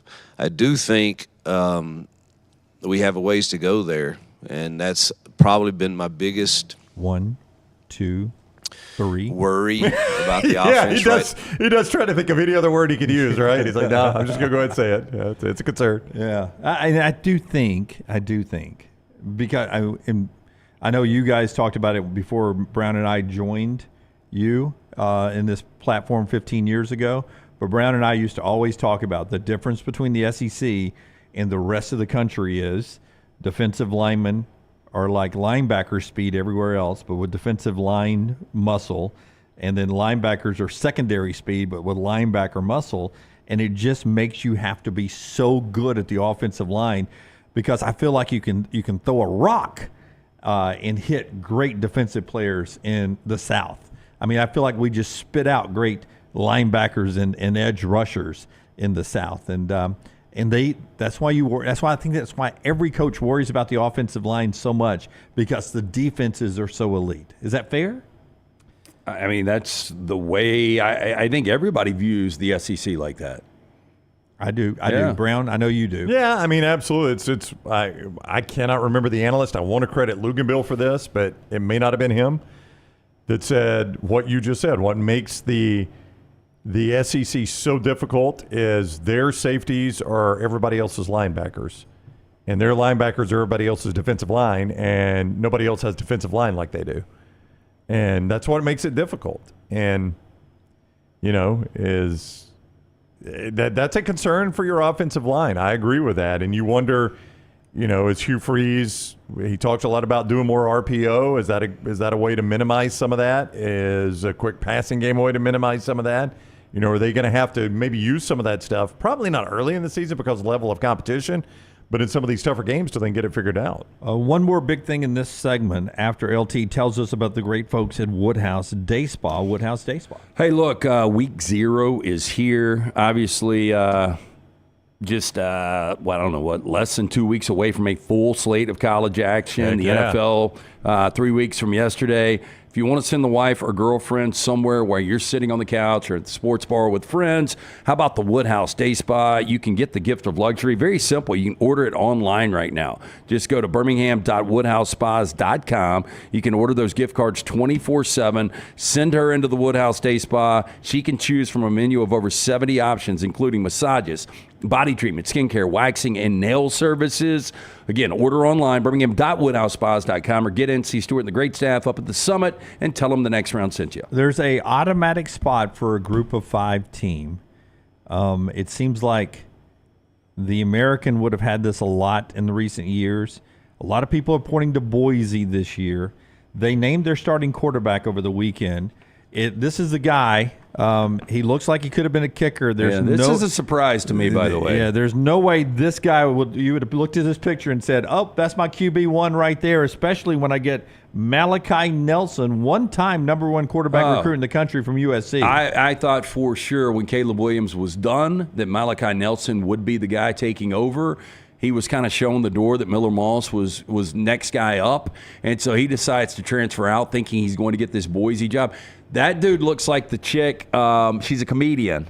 Okay. She was in Office Christmas Party. Also, somebody runs a marathon. Brittany runs a marathon. Do you guys know the comedian I'm talking about, the blonde? It's a chick. But that's who this dude looks like. Maddox Madsen is his name. Maddox Madsen, M&M deal maybe. Actually had taken Taylor Green's job last year, and then he got injured, and Taylor Green got his job back, and Taylor Green has since departed to go to Arkansas. But, yeah, he does not look like a starting quarterback. Yeah, I wonder if Malachi eventually becomes the starter there, but I wonder if Boise State falls so behind early on that I have Memphis sneaking in there for that slot. Yeah, Jillian Bell Jillian Bell. Yeah, Rockstar, can you do a side by side? Take a minute. Yeah, just give us a Jillian Bell. Though. So you like Boise perhaps as the group of 5. I think Memphis ends up. That's my pick. That's your pick. Boise is a popular pick for everybody. Yeah, they play out Oregon week 2. There will be big underdogs in that game. It's a really good Oregon team. If you win that one, obviously you've got the leg up on everybody. But beyond that, they're not going to probably have another top 25 game. So they're going to be one of those best case scenario 11-1 teams with no top 25 games. We got side by side over here. Look, wow, that's actually pretty good, Lance. That is weird that you could get that quick. Yeah. She could throw a headband on real quick and have that look. That's a good call. Boy, your mind works. It really does. 2 things Lance excels at: ages of celebrities, and if so and so and so and so had a baby, it'd be this. Yeah. And he's so I good wish at I excelled at other things, well, fellas. you do excel at many other things, but I those, really jump out at me. I would love to see what your mind does, like in the old psychiatric test. When You they show me like a limb of a tree. Rorschach. No, they just show up those ink spots, and what do you see? What do you see? What do you see? I mean, you'll be. I don't know what your answers I can. would be. If Rockstar wants to have me in the womb, I could. He could show me pictures. Yeah, that's an old podcast that Rockstar used to do. A Rorschach. Rorschach. Thank you. So here's my big question about this group of 5 automatic bid. Is the MAC dead forever? Is the MAC dead forever when it comes to ever being in contention for this? Because it used to be the gold standard. I mean, Western Michigan, the last one, the row the boat guy, right? They were good. BJ Fleck. Yeah. They were good. Miami of Ohio was really good. When was that? Bowling Ben Green. Roethlisberger, 2000. When was Roethlisberger? 2003. 2003. Yeah. That's a long time ago now. It's hard to say. Who was their 20 one years. loss, Lance? It was Iowa. Yeah, and it was a really tight game, wasn't it? Yeah, I think it was 14. Yeah. 14-3 or 14-10. That was a really good team under Roethlisberger. But it seems like it would have been the American most of the time. Mountain West with Boise some. Sunbelt's is on the come up. I mean, MAC would be dead last. Yeah. And it would just take one of these weird years where one of their teams, a lot of these problems too are the out of conference. Like I like South Florida a lot, but you look at South Florida's out of conference. Yeah. Like what you guys keep doing that, like Boise and Oregon. Do they have to have a top 25 win? Well, you think? I don't know if they've got to have that? a top 20, but my whole thing with like a team like a Memphis who's got Florida State out of conference or a South Florida, you can lose those games as long as you win the rest of your games. Yeah. But if you were to lose a conference game along with losing some of those out of conference, I just don't think it's going to work. Memphis is in the same boat. I mean, they play at Florida State week 3. They likely will not have another top 25 game this year. Now, I just gave them a loss at Florida State, and Coach LC, what you got over there? Closer than the experts think. Wait. Closer than the experts think. Now, I really wonder what, if you put in one of these simulators, what are the chances that Florida State does lose one of those 2 games against either Memphis or SMU? I mean, because it's still hard to just have in my mind that SMU's in the ACC when SMU and Memphis just seem like similars. You know, they seem like they come from the same conference, which they did. I don't know why Memphis keeps getting overlooked by the Big 12 or why they didn't go jump in the ACC. Here's by rule, am I right about this? Just so we're all on the same page, the Group of 5 representative will be the highest ranked conference champion. I was thinking about this, though, this weekend. What if one's not ranked? Because keep in mind, they don't do another's receiving votes in the college football playoff poll, but they also can manipulate it any way they want. But what if there's not one ranked? We'll check the bylaws. I can find that out. In 2 years, I think they're going to make it to where no Group of 5 team makes it at that point. But for the first 2 years, there's going to be 5 conference champions in there. Yeah, I'm going to ask your rules expert. Yeah, this person will know the answer to this because I was thinking about it this weekend because you were on vacation the day I fixed the college football playoff before it ever started. Yeah. And there was no ranked Group of 5 team that day in the coaches poll, so I put Jacksonville State in. I thought that was the most logical choice. And you were like, why'd you not go Memphis? They were the next receiving votes. And I was like, well, I didn't have that at the time. But it started making me think they don't do others receiving votes in the college football playoff poll. They just rank 1 through 25. So if there's no Group of 5 team, how do you determine who it is? By the AP, Boise, Liberty, Memphis in that order, the first 3, and then UTSA and the others receiving votes there. By the way, you fix the playoffs without me here. Yeah. I have Utah and Clemson as 3 and 4 seeds. They would not be 3 and 4 seeds by your. They're there only because they're conference champions. Right. To your point, my 3 and 4 seeds would be Oregon and then number 6 Alabama. So Alabama would be a 4 seed in that scenario. Yeah, in my scenario, a conference championship would guarantee you a home field game, but the top 4 is the top 4. Yeah. Last year, SMU would have been that team. And I think people would be like, okay, SMU could at least be on the field with the team. Would it have been SMU or Liberty? I think it would have. I don't know. Liberty was undefeated until they played Oregon, and they lost that game by 39 points. I mean, that's the one thing we don't want to see. My point was going to be, it might have been Liberty before. Final poll, I think SMU was like 4 or 5 spots in front of Liberty.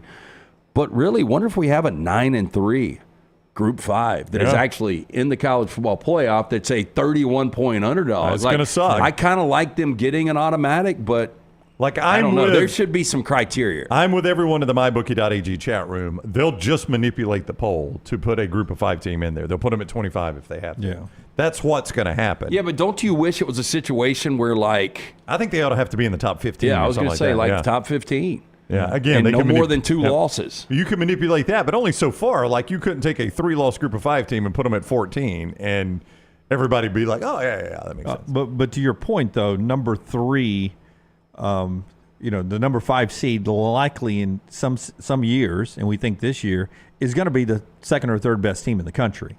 Oh yeah, absolutely. So them getting a 30-point, 40-point bye, and they've earned it. They've earned it at that point. Absolutely, by the rule, Georgia's best case scenario last year would have been to be the 5 seed. That's right. They were an undefeated team, were the unanimous number 1. Alabama beats them in the conference championship game.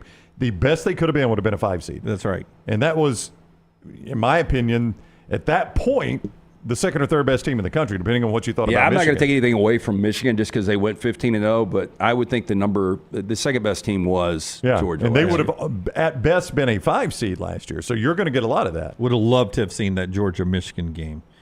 Would have loved for the championship. Would have loved to see a different ending in the Alabama-Michigan game. All right, Lanya's Furniture, and then when we come back, we will do one of our old nemesis on the show with a rant, and we'll get reaction from everyone, including LT, reaction to what this guy's talking about, and we'll do 4 downs in the next segment. Tell us about Lanya's Furniture. Yeah, our friends at Lanya's want to remind you, it's all about great inventory. It's about great pricing. They've got both right now. Lanya's, make that short drive very simple. Right there, take exit 280 off of I-65. Hallmark Farms exit. Go south on U.S. Highway 31 for 1.3 miles. Lanya's is going to be right there on your right. They've got a great selection for living room, bedroom, dining room, home office, entertainment, and much more. Again, take that short drive. See our friends. Reggie wants to remind you they just received a shipment of reclining leather sofas that start at just $11.99. Just $11.99. Really good deal. It's going to go fast. They also have some big reclining sectionals on sale for less than $2,000. Get in today. Tell them that the guys from the next round sent you. Again, it's Lanya's Furniture. Never miss anything Auburn. Watch Village Vice at Wardam Pods on YouTube and listen wherever you get your podcasts. This hour of The Next Round is presented by the Birmingham Racecourse Casino, now featuring 7 days of giveaways with your chance to win a share of up to $125,000. The more you visit the Birmingham Racecourse Casino, the more chances you have to win.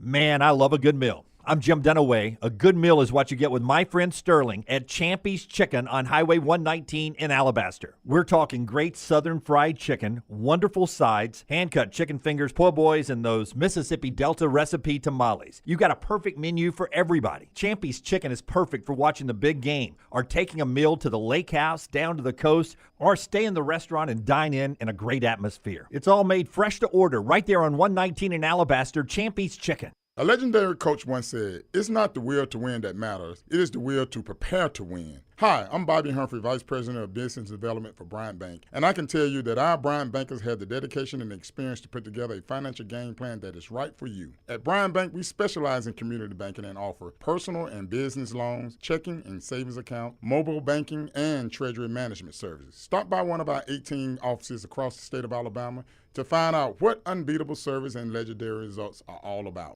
Maybe you follow us on Instagram, Facebook, X, LinkedIn, or TikTok while we're changing the game yet again. Tyler's Telegrams has been developed exclusively for you. Hi, this is the lovable boy you know as Tyler the Intern. I'm a businessman now. I will come directly to your door and tell you every time a new piece of TNR content drops. For the low, low price of $740,000, you can be notified by me, one of the biggest stars of the next round, about that thing you missed. Sure, the rest of those social media services are free, but so is radio, and we all know how well that's trending. Tyler's Telegrams is currently operating exclusively in Bibb County. Other social media platforms are available everywhere. Hey, for all of your IT and printing needs, reach out to our friends at Xerox Business Solutions. Look, I'm still one of those old school guys. I print my notes every single day for the show. If you watch the show here on the next round, you see all the notes in front of me. From day one, Xerox Business Solutions, they've been with us here at the next round. Local for over 45 years. For all of your IT and printing needs, visit XeroxBusinessSolutions.com or call 205-969-3000. That's 205-969-3000.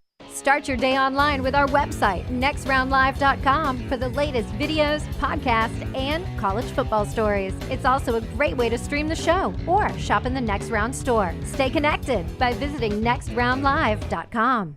Remember the name Way to Wellness if you're battling weight loss in your life. I'm Jim Dunaway from the Next Round. There was a time I was over 216 pounds until Way to Wellness helped me lose 45 pounds, and now for over 2 years, they've helped me keep that weight off. Here's their website, aplanforme.com, aplanforme.com. That's a great name for a website because there's no cookie-cutter plan. Everything is designed specifically for you. No contract, no sign-up fees, and your first consultation is free at Way to Wellness.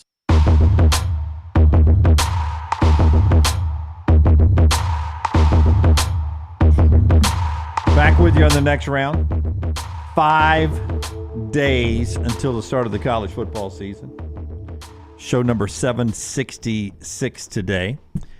The guy you're about to hear from came on our show a few years ago, and is that what he looks like? No. That's a member of his audience. He's just sitting in the audience.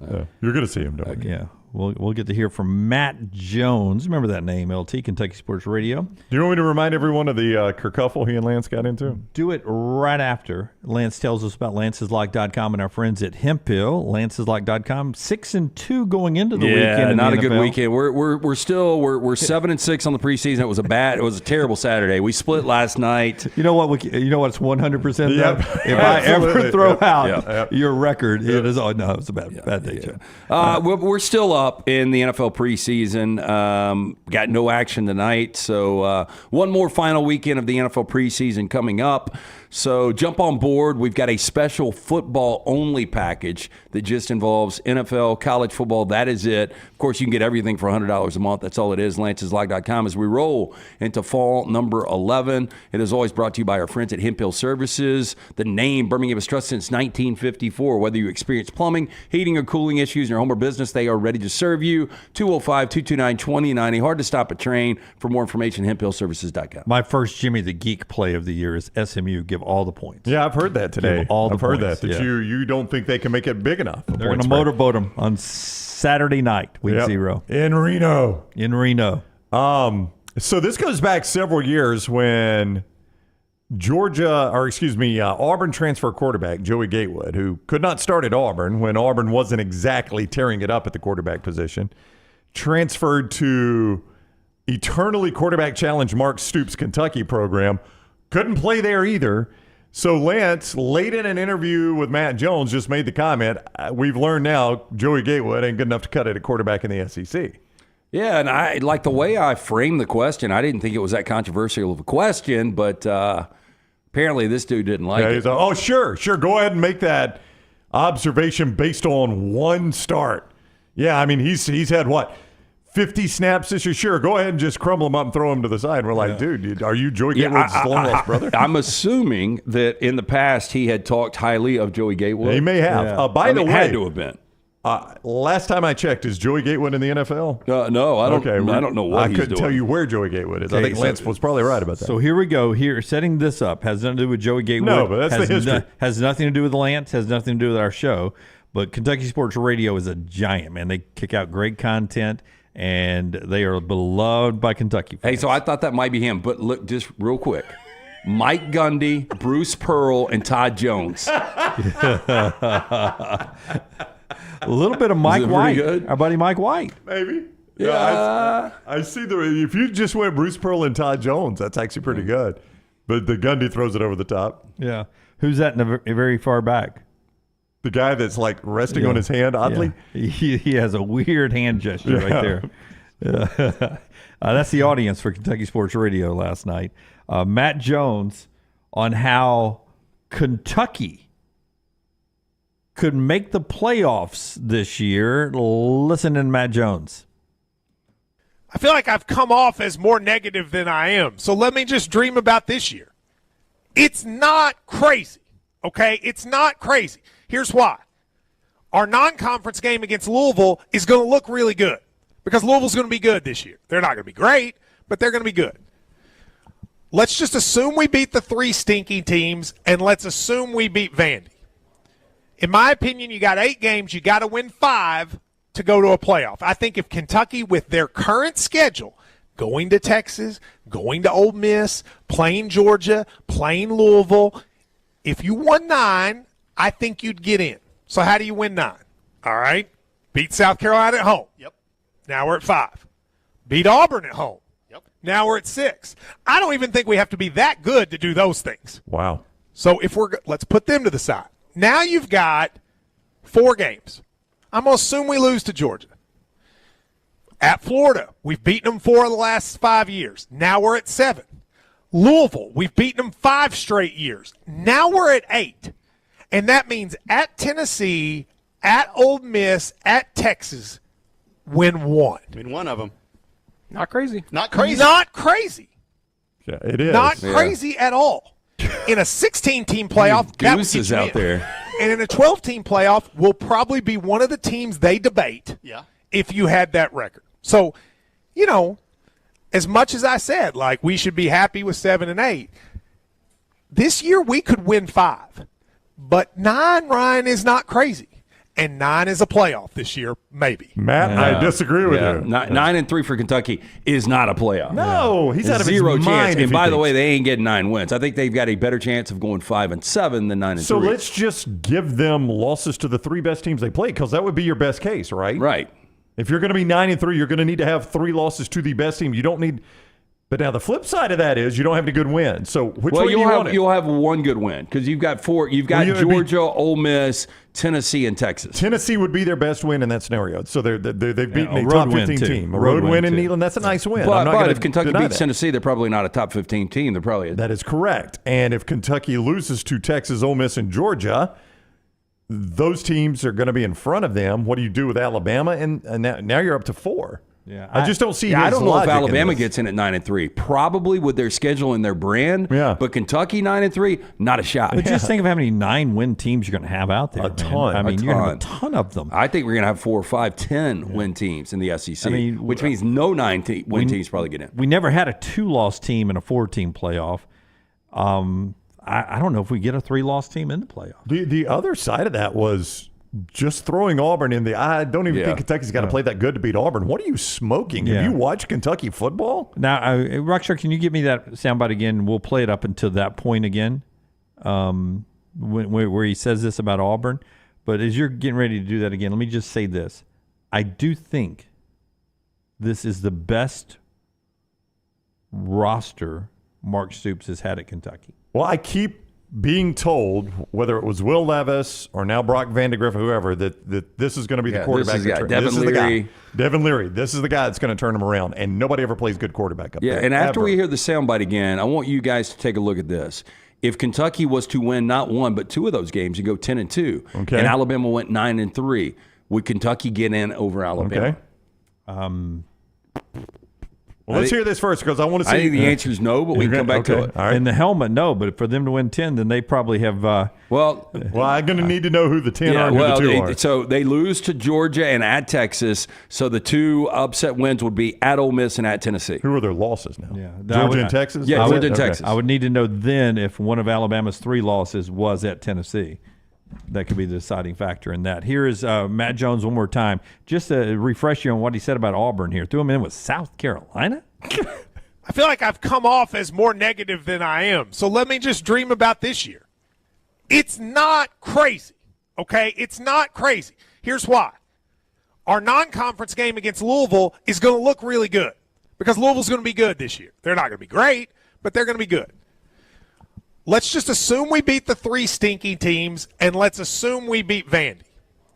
In my opinion, you got 8 games. You got to win 5 to go to a playoff. I think if Kentucky, with their current schedule, going to Texas, going to Ole Miss, playing Georgia, playing Louisville, if you won 9, I think you'd get in. So how do you win 9? All right. Beat South Carolina at home. Yep. Now we're at 5. Beat Auburn at home. Yep. Now we're at 6. I don't even think we have to be that good to do those things. That is a confidence in Kentucky football that I don't think is very well founded. By the way, were they doing that remote from the Sunglass Hut? I think it was. They're selling some glasses in there. I mean, I don't see, just watching what Mark Stoops has done, how you can say of almost any SEC team, take Vanderbilt off the table, maybe State this year, of any SEC team, we don't even really have to be that good to beat them. I've seen Kentucky football play over the last decade under Stoops. Yeah, I mean, if Auburn even cares, that could be one of those hype videos, right? Sure, that's true. Everyone in the chat room, mybookie.ag chat room. Alabama basketball used you. So. Yeah. And football this year. That's true, yeah. They flipped it, though. I think the football was a positive spin. Yeah. mybookie.ag chat room. Promo code next round to get the greatest offers. You sign up for football season. mybookie.ag, promo code next round. Over there, several people are saying, LT, you're asking if 9-3 Alabama gets in over 10-2 Kentucky. Unbeaten Florida State didn't get in over Alabama. No, but I mean, the Alabama schedule is much more difficult than Kentucky's, and I just believe with Brand, I think that committee would it would definitely be a tough decision, but I think they go 9-3 Bama over 10-2 Kentucky. So your 3 Alabama losses would be Georgia. Let's go LSU, and then now this one's going to be key because to Dunaway's point, if it's Tennessee, Tennessee's lost to Kentucky in your scenario, and then they've beaten Alabama. Let's just say it's Oklahoma then. Oklahoma? It's tough. I mean, I don't know. That's a tough one. I'm going to say on Brand, I like Alabama.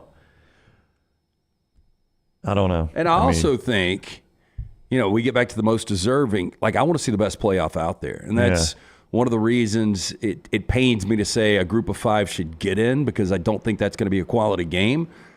But I can see Alabama under Kalen DeBoer in year 1 playing their best football towards the end of the season. 4 Downs every day brought to you by our friends at Slice Pizza, bringing you great locations in 5 areas around the area. That includes the newest location right there in Homewood. Yeah, Lakeview, the original location, of course, Vestavia, Montevallo, Crestline Park, and you mentioned the newest location right there in Edgewood. Stop and see the Bedalia Brothers, local pizza, local ingredients. For more information, slicebirmingham.com. First down. More total touchdowns this year. Will Howard, who was named the starting quarterback at Ohio State at the end of last week, or Avery Johnson, where he came from at Kansas State. More total touchdowns? Yep. Oh, I'll go Howard, I think. I mean, I think Avery Johnson could be the better quarterback, but I think Howard in that system, I mean, they score a lot of points at Ohio State. They do, but with Judkins and Travion Henderson back there, I think those guys are going to take 25 touchdowns themselves between the two. I think Avery Johnson, I could see him have 20 on the ground. Yeah. I'm going to go Will Howard, too, because occasionally Ohio State will score 60. Yeah. 55, 60. And Kansas State's offense, I mean, I feel like they run it a lot more than Ohio State does. I don't know if the stats are going to back me up on that, but I feel like Kansas State runs it much more than what Ohio State will. Daniel agrees with you, LT. OSU running the ball more. Avery for him over there in the mybookie.ag chat. I mean, I can look at that from last year. So just rushing offense, K-State had 533 rush attempts, and Ohio State last year, so 533 to 431. They ran it 100 more times. 100 more times. So, yeah, I think Kansas State's going to burn more clock than Ohio State. Give me everything. Second down. Okay, what would be more surprising? Rookie quarterback Bo Nix having the Broncos win the AFC West over two-time defending champion Kansas City Chiefs, or Caleb Williams in maybe the most difficult division in all of football, taking the Bears and winning the NFC North? To me, it would be Caleb Williams taking it, but in that division, I'm throwing out Minnesota because of injuries. Lions, Packers, Bears. Caleb beating that one would be more surprising to me. I'm throwing out Las Vegas, who named Gardner Minshew as the starter. That team's not bad, but with Minshew, I can't see them being great. I mean, Minshew was bad this weekend, and he got named starting quarterback. That's how bad Aiden O'Connell was. Chargers first-year coach changing style of play. Justin Herbert, the health is question mark going into the season. And the Chiefs like to sleepwalk a little bit. I don't think either happened, but I think Caleb Williams leading the Bears to that division championship would be more impressive. Yeah, I think it's the one I could probably see most happening, and it would be the most impressive. Third down. Matthew Perry would have been 54 years old today. John Stamos is 61. Better career, John Stamos, Matthew Perry. Am I right that they now suspect foul play in the Matthew Perry death? Is that there's an investigation, right? For the ketamine. Yeah. They had he was paying them to shoot him up with ketamine, right? Yes. What is ketamine? It's horse That's tranquilizer. a horse tranquilizer, yeah. Help him sleep. You've never been in the K-hole, Dunaway? I've never been in the K-hole. At my first house, I used to walk down to Jim and Nick's. It was underneath. I was living in a garden house. Yeah. And my bartender down there, there was two of them. And they always talked about, man, I can't wait till this week and we're going to get in the K-hole. I was like, what in the hell is a K-hole? Ketamine. What's ketamine? Horse tranquilizer. Yeah. So you actually put this in your blood. Yeah. Well, what does it make you feel like? It makes you feel like you're in a cartoon. I don't want to be in a cartoon. That does not sound appealing at all. Especially if I end up being the coyote. I don't want to be the cartoon. Well, that's what happened to Matt Perry. He fell off a cliff, right? Better career, John Stamos. Am I wrong? I don't know. I mean, The Beach Boys. Perry's known for one thing, but boy, it was a big thing. It was a big thing. He had a couple of good movies right afterwards, right? 9.5 Yards and the one with the hot chick where they go to Las Vegas and they get married. The family doesn't like him to start with. They end up loving him. Okay. 17 again. Yeah, I don't know. I think I would go Perry just based on his success with Probably. Friends. Stamos did nothing close when to that. they were one of the first ensemble groups that negotiated their syndication points. Yeah. And, I mean, they're all 100 millionaires now. Goose, you're right. It's the whole 9 yards, not 9.5 yards. Different movie. Yeah. 9.5 weeks. Fourth down. Bill Clinton, 78 years old today, old Slick Willie. How about that? If I asked you better Bill to come out of the state of Arkansas, Bill Clinton or Billy Bob Thornton? I mean, one was president of the United States. One coached Plano to a state championship. And he wrote Sling Blade, one of the great characters in Coral. Well, I tell you what, I mean, this is a tough one. Billy Bob's had a hell of a career. He really has, and it's still going. Yeah, and then Goliath, I liked the first season. Second season, it wore me down, and I had to jump out. But, and I mean, Bad Santa is my favorite Christmas film. Yeah. He plays a great Santa I Claus. think I'm going to go Billy Bob Thornton here. I know one's been president of the United States and governor of one of the 50 states. Hey, in their heyday, can you imagine hanging out with those two guys at the same time? I bet that was something. Wasn't the Vial of Blood from Billy Bob Thornton? Yeah, Angelina Jolie. So both of these guys are known for bodily fluids. I'm gonna go. I'm gonna. What's crazy Bill is Clinton. Billy Bob ran better quality than Bill Clinton did back in the day. I would have to of the ones we know about from Clinton, yes. Yeah. Versus the ones we know about from Billy Bob Thornton. Yeah, and Lunceford's right. Billy Bob has been married 6 times. Wow. Tyler says, did Bill Clinton ever sleep with Angelina Jolie? I didn't think so. Case over. Jennifer Flowers. Although I cannot 100% deny it. That is Four Downs, brought to you by our friends at Slice. Yeah, stop in, get you a slice and a salad for lunch today. Maybe pick up a couple of pies on your way home. Local pizza, local ingredients, created by the late Jeff Bajaya. His brothers Jason and Chris continue to celebrate his legacy. Get into one of those 5 locations: Soul Pie, Bajaya Special, Wing and a Prayer, creative, great pizza. You're going to love it. It's Slice. All right. We're going to do a little NFL when we come back in the next segment. This afternoon at 12:15 Central Time, Ush is in with a Pennant Grace live today at 12:15. I don't know who his co-host is. Emily Grace will be doing the preamble to the Taylor Swift concert. Somebody will be with us likely today, 12:15. The Pennant Grace. The Braves have won 2 straight. They're back in the wild card. Mets trailing them by 2 games. Braves day off today. They got the Phillies for a 3-game set in Atlanta tomorrow. Good baseball tonight as we're under 40 games. Baltimore and the Mets, Mariners and Dodgers, Twins and Padres. Good baseball. That baseball update brought to you by our friends at Way to Wellness, aplanforme.com. Planforme.com. No cookie cutter plan. Everything designed specifically for you. The Meltdown guys in their free evaluation right here, their free consultation. The program overseen by Leslie and all those board certified professions helping Melton and Lunceford out right here. There are no contract, no sign-up fees, and again, that consultation is free. Get more details and sign up right there at aplanforme.com. Aplanforme.com. Way to Wellness, your journey to healthy living. Follow The Next Round on Twitter, Instagram, and Facebook at Next Round Live. Storm season is here. Make sure you have a plan of action in place right now. Greg from Pell City and Storm Restoration Roofing should be your first call when storms hit. Insurance companies love working with Storm Restoration Roofing because of Greg Nelson's name and reputation in the industry. When storms hit, call Greg Nelson. He's local, 205-542-3531. He's the home of the free no-cost roof inspection. Greg from Pell City on Facebook, 205-542-3531. It's Storm Restoration Roofing. Take TNR on the go with a podcast built for your satisfaction. Miss Hour 1, find it in podcast form. Miss Hour 2, stream it now. Miss Hour 3, download it for later. Miss Hour 4, well, just know it's never coming back. Listen to TNR wherever you find podcasts. Hey, you. School's coming back. Time to gear up. And at New Balance Birmingham, we know what's up.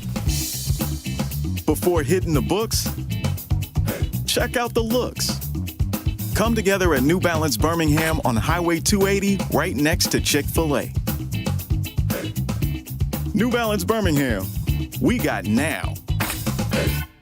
Hey, let me tell you about our friends at Urology Centers of Alabama. Compassionate and comprehensive urological care with 35 physicians, 17 locations across Alabama. Their patient-centered approach to all of your urological needs. Remember, they've got that new men's health center. It is beautiful, helping men with a wide range of sensitive male issues in a comfortable environment. You can always go online, visit urologycentersalabama.com, schedule an appointment with one of their many urologists today.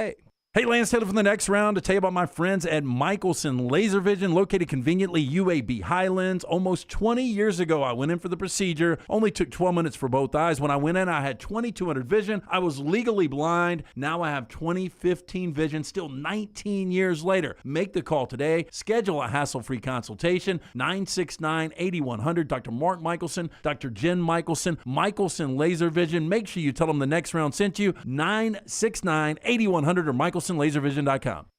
Twin Peaks is the best in the game. Here, you're in the red zone for every college rivalry and divisional matchup all season long. I mean, where else are the scenic views as good as your view of the game? Only at Twin Peaks, the #1 sports bar. It's time to pull the trigger on the Next Round merch that you've been eyeing. We know there's a lot to choose from at nextround.store, so here's a few of our favorite picks. If you want to match LT and Brown, go with the TNR logo hoodie and throw in one of Dunaway's favorite hats. Any of them will do. The Backroom's go-to is the classic logo t-shirt, while my personal favorite is the light blue TNR crew neck. All of these items can be found at nextround.store and are EG approved. Rest assured, your order will be packed with lots of love from us here at The Next Round. Head over to nextround.store to start filling up your cart.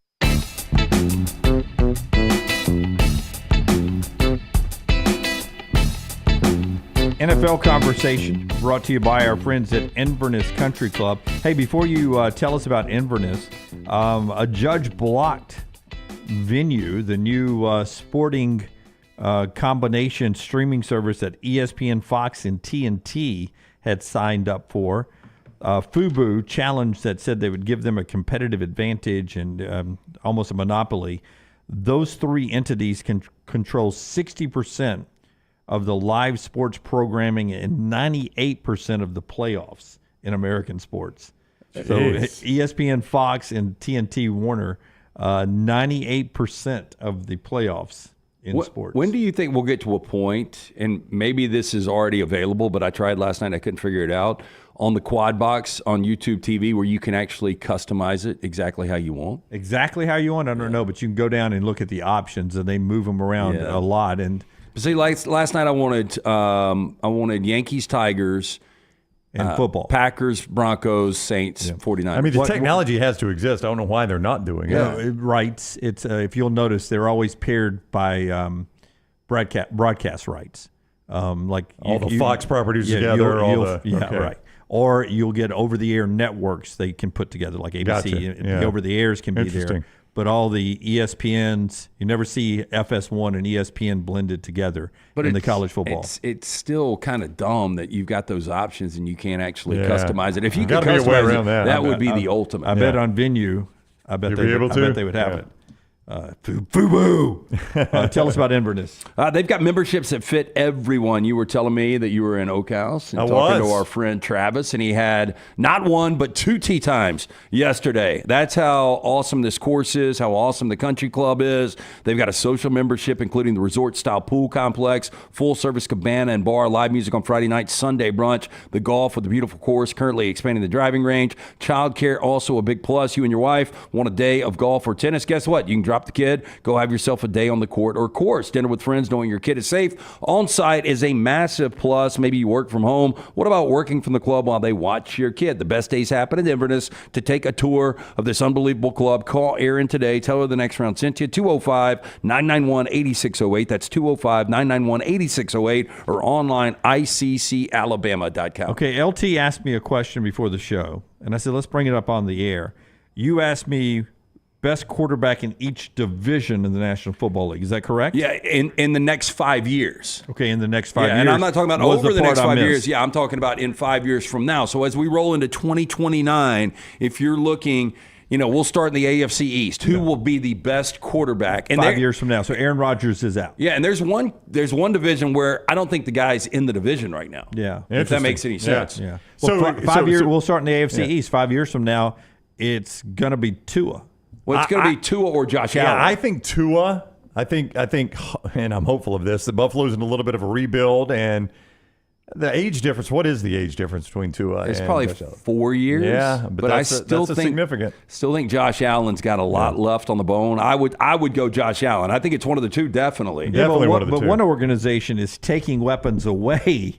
And one organization continues to give the guy more and more weapons. Yeah, absolutely they do. So you're only as good as your weapons. But that's going to cycle back around. Well, we'll see. We'll see. It has not with the Patriots. Yeah. It seems like, they got that new stadium coming up there with Josh. But speaking of the Patriots were able to do it without any weapons. And I'm not saying that Josh Allen is Tom Brady. They're not Josh anymore. Allen is yet to prove that, but I would go Josh Allen. Keith says Tua. Daniel goes Allen. He's 28. He's the second best in the whole league right now, in his opinion. I disagree with that, but he's definitely a top 5 guy. Oh, yeah. Wherever you want to give you that. AFC North. AFC North, it's going to be one of two guys. It's going to be Lamar Jackson or it's going to be Joe Burrow. Now, if Justin Fields comes out of nowhere, did you watch that game? Yeah. They are in trouble at quarterback. Well, but let me ask you this: if you're a defensive coordinator, would you rather go against Justin Fields or Russell Wilson? Justin Fields or Russell Wilson? Yeah, I would too. Yeah, Justin Fields can break a play at any moment. That's with those the legs. only thing he's doing right now. You're right. Is when a play breaks down, he's able to make something out of it. But when he's forced to stand in the pocket or read, I don't know if you were watching it when they were down on the goal line on that 4th and goal, and they ran. The little zone read right there. Or it was really an RPO. The give was open. The receiver's open. It wasn't even 4th and goal. It was like 4th and 2 down near the goal line. He decides to keep it. Receiver's open for an easy first, and he keeps it and loses 3. Yeah. Like there's 3 guys, 3 Bills defenders on the edge waiting on him, and he's just not seeing things. So Lamar Jackson or Joe Burrow? I don't trust Cincinnati to keep the parts around Joe Burrow, just historically a cheap owner. Lamar Jackson's running of the football. Joe Burrow's injuries worry me too, so I'll go Lamar Jackson. And Lamar Jackson, though, Lamar's been chipped up here and there. I agree with you on the Ravens organization, much more airtight than what you get with Cincinnati, but I think Burrow's the better overall quarterback. I know we're talking about a 2-time MVP. I've seen Burrow in a Super Bowl, though. I'm going to go Burrow. Yeah. Seth goes Burrow. Lamar is allergic to the playoff success. MyBookie.ag chat room. AFC South. I think this one seems easy on the surface, but let's not forget Anthony Richardson, before he went out for the season with the injury, he looked really good. And then Trevor Lawrence was really good 2 years ago, getting a massive contract recently. So I think you got 3 guys to choose from. Will Levis is not that guy. We've only seen Stroud that 1 year, but it was a fantastic year. I'm inclined to go with him. But I am buying into a rookie season. Yeah, I think I would go Stroud too, though. Yeah, I think I would go Stroud, and that's an indictment on Trevor Lawrence. AFC West, 5 years from now, which puts Patrick Mahomes in a interesting position. I feel like you brought this whole question up just to say Bo Nix. Still give me Mahomes. Well, and you got to remember, Justin Herbert's still a young quarterback. Yeah. So would I be shocked in 5 years if Bo Nix is a guy? No. But I would still say Mahomes. I would go Herbert, and then I would go Nix. How old is Mahomes? I would say Mahomes is 30 years old. I mean, he can play to 35 easy. Yeah. I mean, he is I'm guessing he's 30. He's at the peak of his game right now. I mean, dude's complete behind-the-back passes. I know it was a preseason So you game. guys would take Mahomes too, right? I would, yes, absolutely. I would take Mahomes. You know the story behind that, right? Kelsey ran the wrong Yes. route, and Mahomes was so pissed at him for running the wrong route, he threw that pass behind his back. And hit him right on the money. And hit him on the money, and he caught it. God, I hope that happens in the regular season and somebody picks it, takes it to the house. Well, apparently he kicks does it- Mahomes on the way to the end zone. According to Andy Reid, he does it in practice all the time. Yeah. And Andy Reid's been trying to get him to do it in a game. And Is that how bored they are? has designed a couple of plays to do it in the game, and he refuses to do it in the game. Mahomes is only 28. 28. He'll be 29 next month, according to everybody. Mahomes, your answer. He needs to pull a Barry Sanders. In the NFC East, this gets interesting. Boy, this is really it's Jaden tough. Daniels. It's Easy. Jaden Daniels. Yeah, It's easy. Yeah. Guy's not even made a regular season. He killed it again this I weekend. think the Commanders might win the East this year. Wow. Now, they've got some holes, but I just think he is that type of a difference maker. You go back and you remind me when we're 7 minutes late getting to Furman this week. Okay. To go back to the way he treated me on Twitter on Saturday, because he asked, what's the best bet in the NFL this year? And I said over 6.5 Commanders. And he pushed away from the table. That was the GIF. Yeah. He was like, no. Furman doesn't like you. Pushed away from the, he had the old pushed away. But over 6.5 for the Commanders this year, that's easy Well, money. I think it's really an unpredictable, division, but I love the Austin Eckler get. I think Eckler's still got something to prove, and I think Jaden Daniels is going to be great. So All he I would go does is Jaden score. Daniels. I would go Jaden Daniels. Everybody as well. this time last year would have gone Jalen Hurts, though, right? They Probably would've. so. Yeah. They would have. And Boy, nobody goes Dak. We are about to get to the most difficult division to answer. Let's save NFC North for last. Okay, because it is the most difficult one. Let's jump to the NFC South because I think it is very interesting because Michael Penix is that guy that's waiting in the wings, but how good is Bryce Young going to be? Dave we don't Canales know. thinks he's going to be really good. Didn't even play him this past weekend. I think this is the one where the guy hasn't been drafted yet. I would go Michael Penix Jr. Yeah, of the ones that are there, I think I'll go Penix. Yeah. But you could be right that, maybe Tampa drafts a guy or New Orleans drafts a guy that is that guy in 5 years. Yeah. Jalen Milroe with the Saints. No, I'm kidding. NFC West, I don't think the guy is there. I think Brock Purdy is going to struggle this year. We were Lance Dunaway and I were talking about it before the show. We were watching the highlights when he was in the Saints game last night. Yep.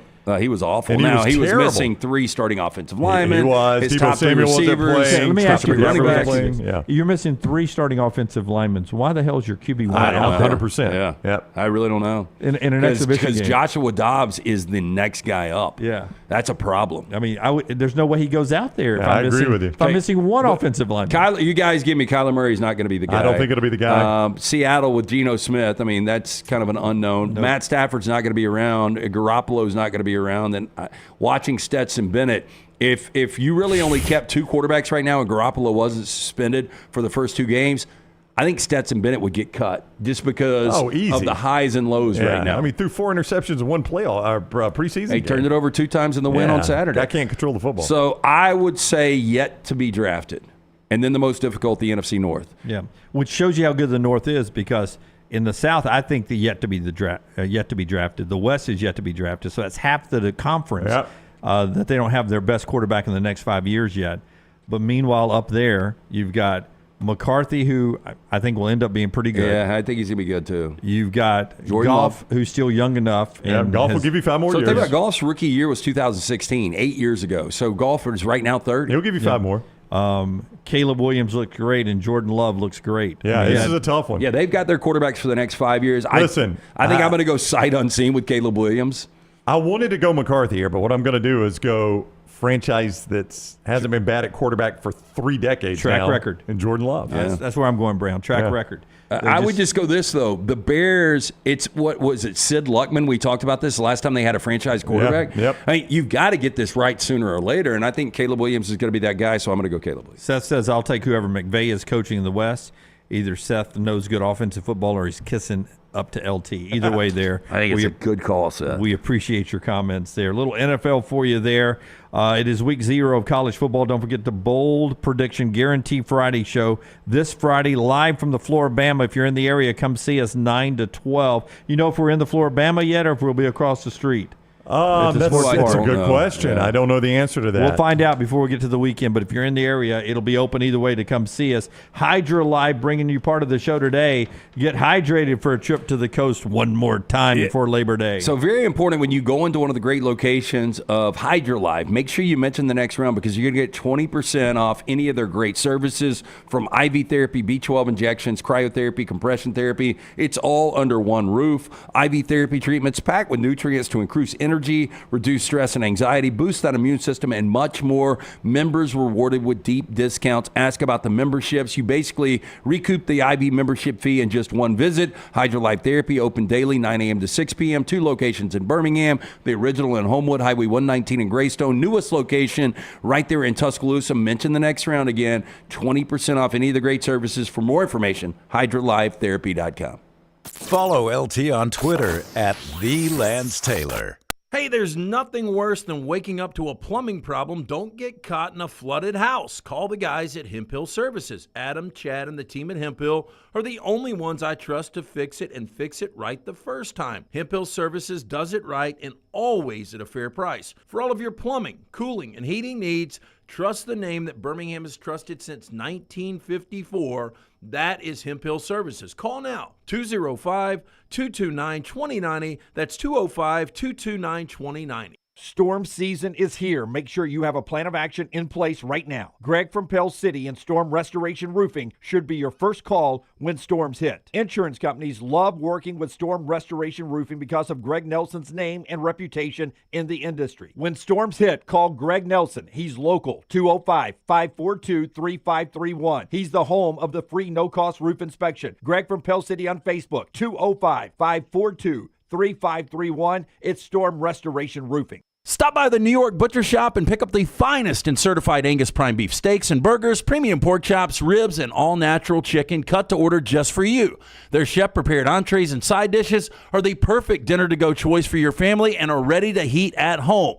With a great selection of fine wines and desserts, the New York Butcher Shop is your one-stop dinner shop. 2 locations to serve you, Cahaba Heights and on Highway 119 in Greystone. The New York Butcher Shop, rare quality, well-done service. Just because you've quit going to the gym, it doesn't mean that you have to quit gym altogether. Dunaway, that is. With our Next Round podcasts open 24/7, 365, you can access gym anytime you'd like. While you may have done away with your treadmill routine, our version of Dunaway is standing by ready to get you back to your absolute best. Find all that lovely Jimmy D-led content on Spotify, Apple Podcasts, Google Podcasts, and in the podcast section of nextroundlive.com. This message is sponsored by Jimmy Crypto Inc. and Jimmy Crypto for President. Hey, you. School's coming back. Time to gear up. And at New Balance Birmingham, we know what's up. Before hitting the books, check out the looks.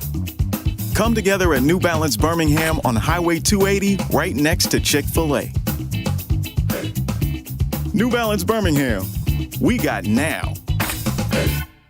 You never know what we're up to here at the Next Round. The easiest way to stay in the know with our antics and adventures is to follow the Next Round across all social media platforms at Next Round Live on Facebook, Twitter, Instagram, and TikTok.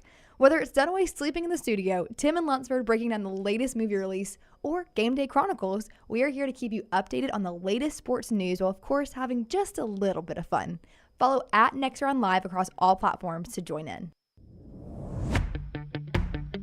Jim Dunaway, Lance Taylor, Ryan Brown, and Rockstar.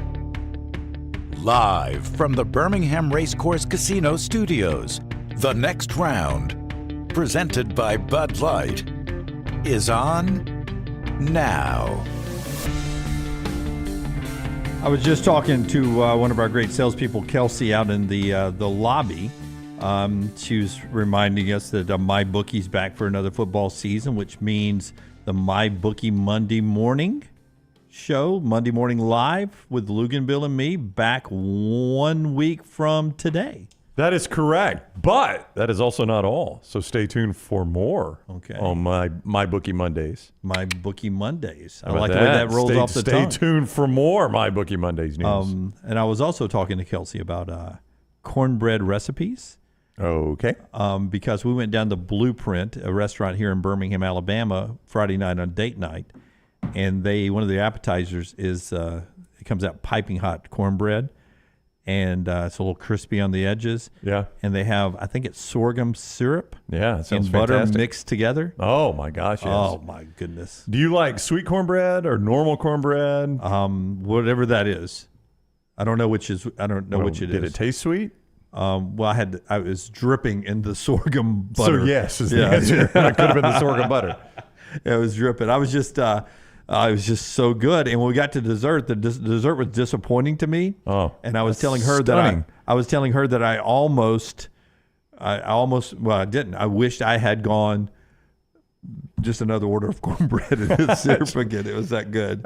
Keith asked when we're going to announce our NIL players. Stay tuned for that this week as well. Okay. Just trying to nail down days and times before we announce, just so you know where to get them. That's right. But we'll be in full football mode next week, including our spotlight, which means we'll do stock reports, I think, on Monday, ups and downs, and Upset Tuesday. And the Brown Bandit will be back on Tuesday. Those points, Rockstar, you think he'll need any of them? I don't think you ever do. Yeah, you know what? Not all season long. I don't think he's going to make a play this week. It could be like we used to do with Wimp. He could play one just to warm up, and it would count if he gets it, doesn't if he doesn't. I don't think he would need the points against the points in the Georgia Tech game. Yeah. Oh, you think you'd take Georgia Tech? Don't need the points? I mean, the Brown Bandit? I will do this. I'm going to text Reese and get the official rules from Game Day, and we're going to do our upset alert rules exactly the way we do it on Game Day.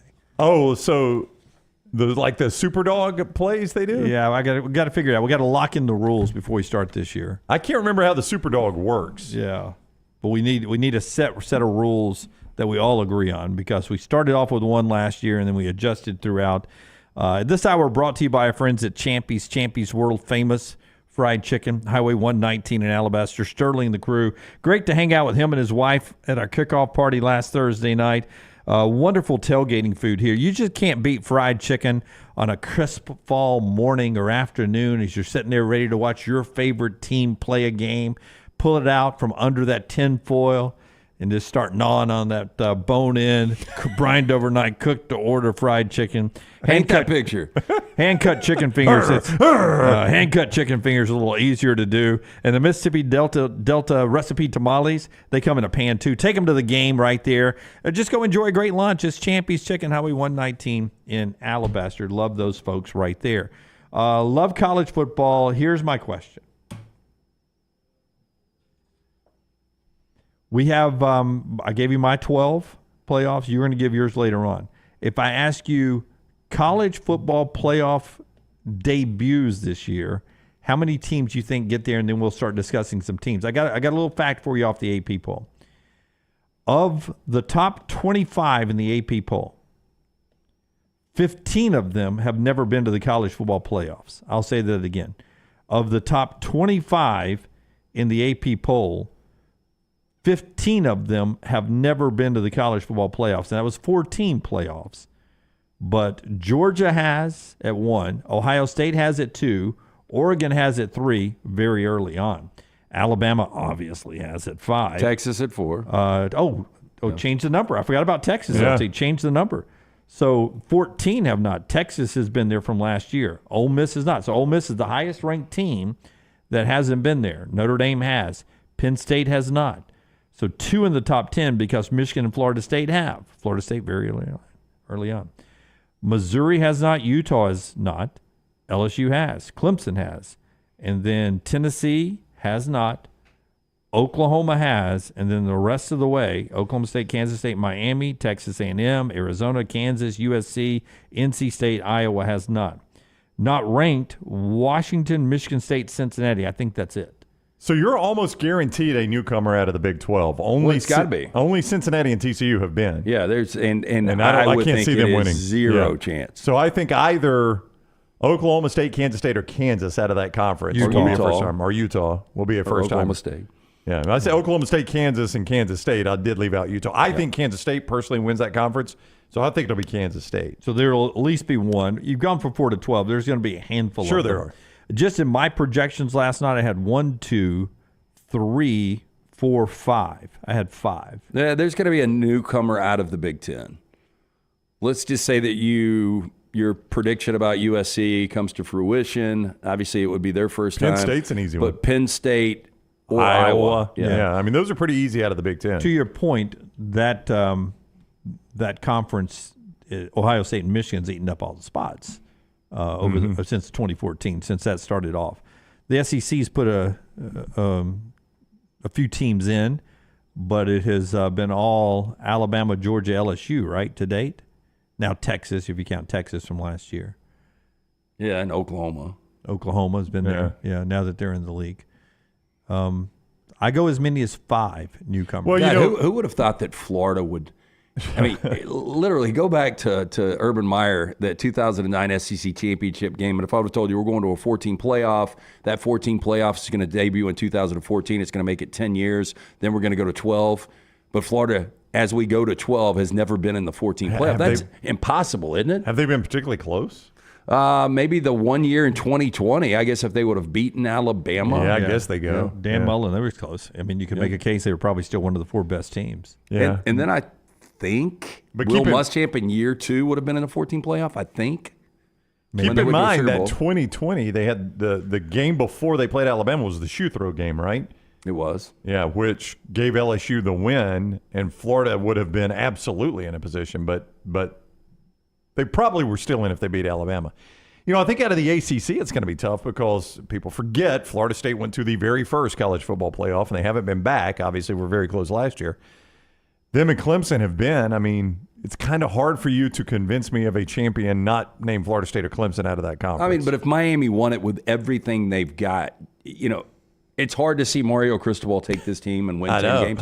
But if they did, you wouldn't be shocked at the end of the year. Yeah. Wouldn't be stunning. SMU wouldn't like blow my socks off. Yeah. Go back and tell Miami in 2002, Miami fans, one day you're going to be in the ACC, and to date, as we are sitting here in 2024, you have not played in the ACC championship game. That's impossible. Not even won the league. Hadn't even played there yet. Duke's been in it. You haven't. I thought they played in one. I don't think they did. Did they not play in it that Mark Richt season where they had the turnover chain? I don't think they did. I thought they lost to. Well, we know they haven't won it, at least. They have certainly not won it. Maybe the fact that they only played in it once is an indictment, honestly. Yeah. I think they've played in it once. Give me 1 second. I'll look at it. You think it was a Mark Richt year? Yeah. Lost to Clemson? They did. 2017. 10-3. ACC championship game? ACC championship game. Lost to but to say they've never Clemson. won the ACC is insane. Yeah, they lost to Clemson 38-3, so barely they were in it. In but the they were in ACC it. championship In the ACC game. championship game, 38-3. Yeah. That's If why, I that's asked why you you don't remember guys, it. does the SEC have a first-time playoff team? Yeah, I think Ole Miss could be that. I think Missouri could be that. Do they? Absolutely. I don't know. Texas A&M. You think Texas And A&M Tennessee could be that? Yeah. Yeah. All right. The playoffs, the run starts this weekend because Florida State's playing. Everyone, they're a favorite, right? I mean, they're a lot of people when they're doing their 12, what you guys will do at some point. A lot of people are penciling Florida State in. They are definitely your favorite in the ACC right now. I don't hate your Clemson play. Yeah. I want to see Florida State be able to do it in back-to-back years, and they're downgrading at quarterback. There is no other way to lay it out. DJ's got a ton of experience, but Jordan Travis is a better quarterback. Oh, yeah, absolutely. Yeah, I mean, if you're arguing against that, I mean, you've ignored a lot of evidence. Okay, there was a question bouncing around yesterday on social media, and I asked it of Little T last night when she joined me on the podcast After Dark Sunday nights. I'll ask it to you guys. I want your thoughts after I tell you about the Pants Store. Hey, it's time to be thinking about your game day wear. Game day headquarters, the Pants Store. Of the 12 people that work up here, who do you think has already picked out their game day outfits for the first month? You. No. Oh. It's easily Emily Grace. I guarantee you she could tell you what she's wearing. Probably until the weather changes. Well, I mean, I could be naked because I don't leave the house, so it doesn't really matter. Exactly. If you're still looking for your game day wear, go to the Pants Store. Locations in the original in Leeds, a couple of Birmingham locations, Huntsville, Tuscaloosa, Auburn. Bama and Auburn polos, hats, quarter zips, and a lot more. From great brands like Gentile, Antigua, Cutter and Buck, Horn and Legend. Ladies, they've got the rompers and the game day dresses. They've got those Western boots, the quarter boots, the half boots as well. New Balance, Hokas, all ready to go with free alteration and free gift wrapping as well at the Pants Store. Pantstore.com, pantstore.com. Nothing says Roll Tide and War Eagle like the folks at the Pants Store there. So the question was going around. There are 9, 10, 11 SEC groups that think, fan bases that think they're about to have a really, really good year. Of those 8, 9, 10 SEC fan bases that think they're about to have a really good year as the season starts, which one of them don't realize yet that they are about to have a really disappointing season? Because they all can't have the year they think they're going to have. See, I don't know if Lance has just sold me on this. I do think it makes sense, but I think we've overvalued Texas a little bit. Is this the direction you're wanting us to go? I said a different one, but I mean, I think Texas would definitely fit into this. I can promise you there are Texas fans that think they're going undefeated, right? And then there are probably Texas fans that are like, the Georgia game's tough. We're at A&M, but we'll probably lose one of those, but we'll be okay. I don't think it's crazy to think they could be a 3 or 4 loss team. I heard our friend Pete Futek was on something over the weekend. I was driving, doing something, and I heard him talking about Georgia and Ohio State are like 30, 40 points better than everybody in college football this year. Nah. And I was just thinking to myself, I believe it when Ohio State wins a championship. And with Georgia, when you lose Brock Bowers and Ladd McConkey, I still think those are big losses off the offense. Yeah, they weren't 30 to 40 points better than anybody last year. I know, but I still do believe that Kirby Smart can just reload. I don't know if that's the case with Texas. Again, Sarkisian's coming off his first ever 10-win season as a head coach. Yeah. So I want to see him be able to back it up. And in year one in the SEC, where, by the way, you have a out-of-conference game on the road against a team that just finished 15-0 and won a national championship. Right. And you've still got Georgia on your schedule. And you've still got Oklahoma, who has owned you. 4 of the last 5, including last year. You've got to go to A&M. It's pretty easy for me to paint a 4-loss scenario there. It's not even that crazy. They lose at Michigan. They lose at home to Georgia. They lose to Oklahoma, who's owned them of late, and then they lose at A&M. It may be 4 1-point losses, but that's still 4 losses, and it's not even that crazy. And I'm telling you, watch out for that Arkansas team on the road. Hey, by the way, if you missed it last week, LT gave you 5 games that will disrupt the college football playoff. Starts in College Station, ends in College Station. Yep. And somewhere along the way, Arkansas and Ole Miss, right? Yeah. Disrupt some teams on the way. For some reason, Trev Alberts and Chris Del Conte are having a joint news conference this week. I don't know if they got a sponsorship. Probably so. For that game. Yeah. And that sounds what that will be. I was wondering if it was going to be about let's have some kind of understanding. Let's all act like grown-ups when we all get together in College Station. But they're having a joint news conference. We'll wait till one of those games is played before we do that, probably. If I could go to one game this year, it would be Ohio State at Oregon. If I could go to a second game, it would be Texas at A&M. I think I would go Texas over Texas A&M more. I don't know if I want to hang out with 100,000 A&M fans. Yeah. Interesting. Tennessee is the one I said. And as soon as I said Tennessee fans are, expecting greatness, they're recruiting. They've surged up top 6 in the country in recruiting by all accounts. flipping from Alabama, flipping a kid from Georgia, getting a 5-star offensive lineman. They're trending good. And as soon as I say, it's going to be Tennessee, they're going to have a disappointing season. Then I read Tom Fornelli yesterday afternoon. He's like, Tennessee could be the surprise team in the SEC with Nico. Everything I'm hearing about Nico, he says, is tremendous. And in Josh Heupel's offense, will not surprise me if he wins the Heisman. Was Tom Fornelli, CBSSports.com. Well, I do think Jackson Arnold and Nico are going to be quarterbacks that you're going to look at them and you're going to be like, much like Carson Beck last year, like these guys, this is their first year starting in the SEC, and these guys are this good. It's just quarterbacks, they're different animals now. I mean, again, going back to Bo Nix yesterday and what he's done over the first 2 weeks of the NFL preseason, these guys are just ready to play now. I mean, I could give you, though, a 4-3 start for Tennessee, and it's not crazy. Again, not crazy. Does that include a NC State loss? NC State? I mean, does it include a Matt Jones Kentucky loss? It does not. They don't play them until after the bye. At Oklahoma, though, I mean, Oklahoma might be favored in that game. Oklahoma right now will be favored in that game. And then Alabama at home. I mean, if I told you they lost those 3 games, again, they could all be 1-point losses. It's not the most shocking thing in the world. Tennessee, I mean, they've got weird pockets in that schedule, but you're right. I mean, NC State at Oklahoma and then at Arkansas, Florida, Alabama. I mean, I know you guys laugh about the Arkansas. I do, yeah. We got Petrino back, and all of a sudden Arkansas is a challenge for everybody. It's kindled an old flame. I know. It's like the great Alabama song. There's an old flame burning. There will be some Arkansas in my guarantee show on Friday. Love it. Week 0. Jay says Del Conte and Albert's telling others to act like adults. That'd be like an SEC short skits right there. Hi, I'm Kirk Herbstreit for our friends at SEC Shorts.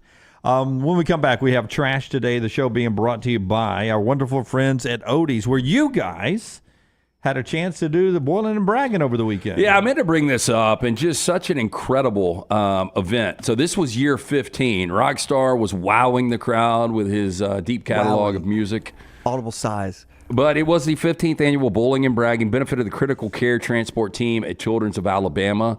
Unfortunately, we didn't have a flyover because they were actually using the copter to transport somebody. Yeah, you hate when those situations happen. But the great news is the money that is raised with this incredible event with the shrimp boil. And, they had the bounce houses out there, face painting for the kid. Rockstar was entertaining with the music.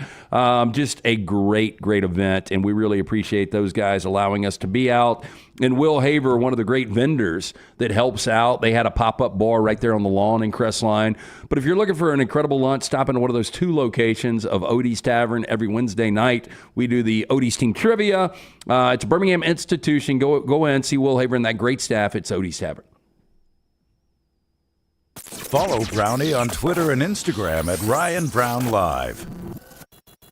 Stop by the New York Butcher Shop and pick up the finest in certified Angus prime beef steaks and burgers, premium pork chops, ribs, and all-natural chicken cut to order just for you. Their chef-prepared entrees and side dishes are the perfect dinner-to-go choice for your family and are ready to heat at home.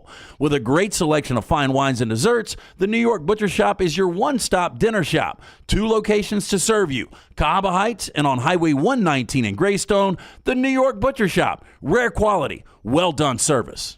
Bryant Bank, member FDIC, equal housing lender. Remember the name Way to Wellness if you're battling weight loss in your life. I'm Jim Dunaway from The Next Round. There was a time I was over 216 pounds until Way to Wellness helped me lose 45 pounds, and now for over 2 years, they've helped me keep that weight off. Here's their website, aplanforme.com, aplanforme.com. That's a great name for a website because there's no cookie-cutter plan. Everything is designed specifically for you. No contract, no sign-up fees, and your first consultation is free at Way to Wellness. When on YouTube, you constantly hear requests to please like and subscribe. Well, here at Disrupt Media, we aren't going to play that game. Those demands are frankly outdated. So we just want you to hit like or subscribe. It's like a choose-your-own-adventure novel. Pick a path, hit like, or hit subscribe. It's your call. We don't care which, just pick one. Or go to Roll Tide Pods and do it. Or War Damn Pods. Or the Disrupt Media YouTube channel. Or the Meltdown. Just make a decision and stick with it. Like or subscribe, the choice is yours. Are you tired of buying your CPAP mask and supplies online only to be disappointed? It's time to visit CPAP Plus, your locally owned and operated CPAP shop that prides itself on personal service. Come see what you're buying at CPAP Plus with 3 convenient locations in Pelham, Highway 280, and now open in Trussville. Drop by for a free CPAP checkup and free filters, no appointment needed. Plus, sign up for their giveaway for a chance to win a free travel CPAP machine. Just Google CPAP Plus or visit any of those 3 locations. Excitement awaits at Barber Motorsports Park for the Fanatec GT World Challenge America, September 6th through the 8th. It's a high-octane weekend you won't want to miss. Witness some of the most iconic sports cars like Lamborghini, McLaren, Porsche, and Ferrari battling it out on the track. Enjoy the beer gardens, kids zone, and don't forget to bring your dog for bark at the park on Saturday. The Fanatec GT World Challenge America, September 6th through the 8th. Kids 15 and under get in free. Get your tickets today.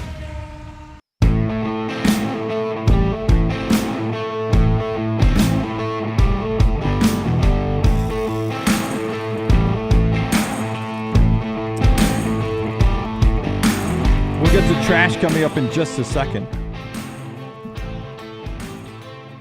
By the way, we mentioned Phil Donahue passing earlier.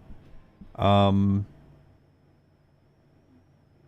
don't. Was the name of the show just the Phil Donahue Show? I think it was just Donahue. Donahue. It might have been the Phil Donahue Show, and then they just shortened it to Donahue. You said he was on, but way before, but eventually was Oprah's biggest competitor there for a while? For a little bit, yeah. Yeah. But I don't think he ever overtook her. Well, Oprah. See, I would early have thought on, Oprah was just coming into, her first broadcasting, well, at least in that genre, the talk show genre. I would have thought that would have been on the back end of. I think people remember like book club Oprah, interviewing presidents Oprah, interviewing big time entertainers Oprah. But early on, Oprah was doing that same thing as Donahue. She with was the crowd and with the crowd and the controversial guest and pitting one side against another. But she just got big enough she didn't have to do that crap anymore. Then it was everybody look under your seats. That's right. Everyone's getting into your Ford. Yeah. So she eventually became that. But when she first started, she was doing the same thing Phil Donahue was doing. That's a great point. I had forgotten all about that. An observation from Brown's and Usha's timeline after Brownie tells us about Johnston RV Center, johnstonrvcenter.com. It is tailgate season at Johnston RV Center. They have got the best prices of the season throughout the month of August with their RV showcase. They're wrapping up the summer with this. You can see more at johnstonrvcenter.com or I-65, exit 304 in Coleman, 334 in Decatur. How would you like new and pre-owned travel trailers starting at just $14,995? You get them there. What about a fifth wheel? Starts at just $397 a month. An RV warranty forever. Make sure you've got that lifetime warranty on anything new and previously owned.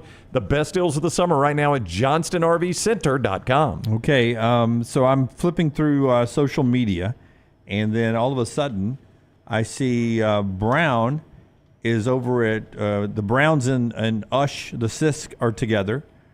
And I initially thought Brown and they were at a coffee table sitting, LT. I thought they were opening a board game. And they were about to play a board game. And I asked Brown, I said, did y'all get together after dinner or something and play a board game the other night? And he says, no, it was. It was my old ticket stubs. So the conversation came up at dinner based on a conversation on the show. We went to dinner at Oak House, and conversation on the show came up about the cartoon drawings on the Auburn tickets. You remember we talked about in the Nostalgia. And my wife and Megan, Josh's wife, were like, I don't know what you're talking. What do you mean a cartoon drawing? I said, just hang on. I got a ton of them in the basement. So I go down and get my box of ticket stubs that I've saved since I was a kid and brought them upstairs and dug through them and found some old Auburn tickets that had the drawings on them, especially Iron Bowl. They had good Iron Bowl tickets. So that was the start of it. And then he was like, oh, my gosh, look at all these ticket stubs you have. I wish I would have kept mine. Me too. I don't know what I'm ever going to do with them. Actually. But how cool is it going to be for your grandkids to be able to look through at some of those? Yeah, actually, it would Jennifer, be cool if you just brought them up here. Yeah, I'm happy to. Jennifer and I were on vacation, or we were up in the mountains recently, and we went to she loves going in antique stores, and we found an antique store that had some old school ticket stubs framed, and the way they framed them I thought was really cool. So I think I may pull some out that are meaningful to me and do that. I hate to say this, but back to Bullying and Bragging, on Saturday, a guy came up to me and he's like, I've listened to you for 20 plus years and I've had this for a long time and I've wanted to give it to you. And it was an envelope and it was the Rams-Titans Super Bowl in Atlanta, the first. And it was postmarked from Atlanta that day when they won the Super Bowl on January 30th. And he handed it to me. We talked for a second. He was like, there's always one thing I wanted to ask you. He was like, well, there's a lot of things, but how in the hell did you guys get a hotel from Maryland to advertise with you guys on the show? I've been asked that before, too. I was like, Keith is just a fan, an Alabama guy that listened and, Yeah, but I've started thinking about, like, I've got, we've all talked about being at that 86 Bama Notre Dame game at Legion The Field. Burline game? Yeah, You still have that ticket? I've still got that ticket stub. And that was my first time to ever see Notre Dame. It was kind of a historic game.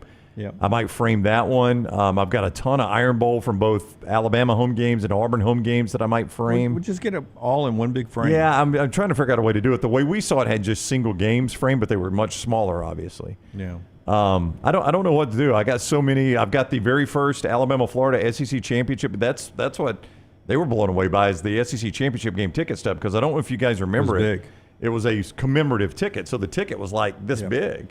And so the RIP stub was still that big. I mean, it's a very large ticket for the first ever I have SEC one that's championship game. in plexiglass. Oh, yeah? Yeah, they gave the media. It was a media gift. Interesting. Yeah, a commemorative ticket. And I was just a regular old fan then, Jim. You were. All right. Regular old trash today, brought to you by Mortgage Right. After Rockstar hits not even the big button today, just hit the regular button, Rockstar. We can't turn the we can't turn the clock back. I know it's after midnight. We can't turn the clock back and turn it back into the mid-'80s and put on a Whitey Herzog team. LT's Trash is presented by Mortgage Right. Mortgages done the right way. Hey, it is buying season. Our friends at Mortgage Right here to help. They were veteran founded here in Birmingham, offer loans throughout the country, and while the area they serve may have grown, their commitment to Birmingham and veterans has not changed. Before you take the next steps on a new home purchase or refinance, talk with the team at Mortgage Right. There is no cost or obligation to find out what you qualify for. You can get more information by going to their website, or if you're in Birmingham, call that Highway 280 office, 205-900-7200, mortgageright.com/TNR, NMLS 2239, equal housing lender. Tell me if you believe this is a toxic relationship or not.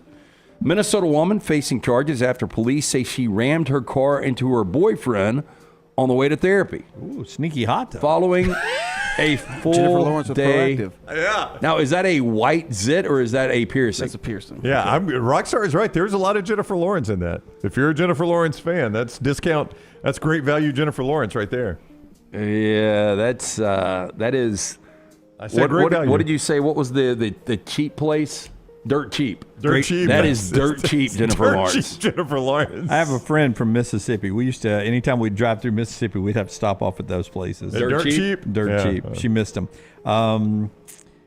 Her lips and her eyes, she can get really mad, Rockstar. Yeah. Oh, you're going to hear the story then. All right. She's a little upset. Now, according to police, the affidavit obtained by Law and Crime, 30-year-old right here, Veronica Gast, is facing charges of second-degree assault and criminal vehicular operation, bodily harm, gross negligence, and domestic assault. Now, the incident happened Wednesday when Gast drove her boyfriend to a therapy session to work on their relationship. While in the car, the boyfriend decided to break up and asked Gast to take him home. Instead, Gast allegedly stopped the car in the middle of the road, ordered him to get out. The victim exited and walked in front of the vehicle. Mistake there.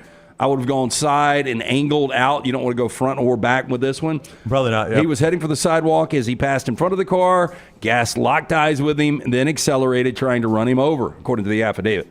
Boyfriend rolled over the hood, smashed into the windshield, shattering it, suffered a laceration to his right elbow. Quote, the defendant admitted as she was pulling away, she hit the victim with her vehicle. Defendant said she slowed down and stopped to call police. The defendant said she was in shock at hitting the victim, so she did not stop right away but let off of the gas, according to the police report. Now, Gast also told officers the windshield crack wasn't caused by his body, but by him punching it. It's unclear whether Gast sustained any injuries. Police report stated that the couple had been dating for about a year and lived together. Only a year. And live together. Yeah. Combustible. The question here, LT, is what did the woman that came and picked him up from the ER look like?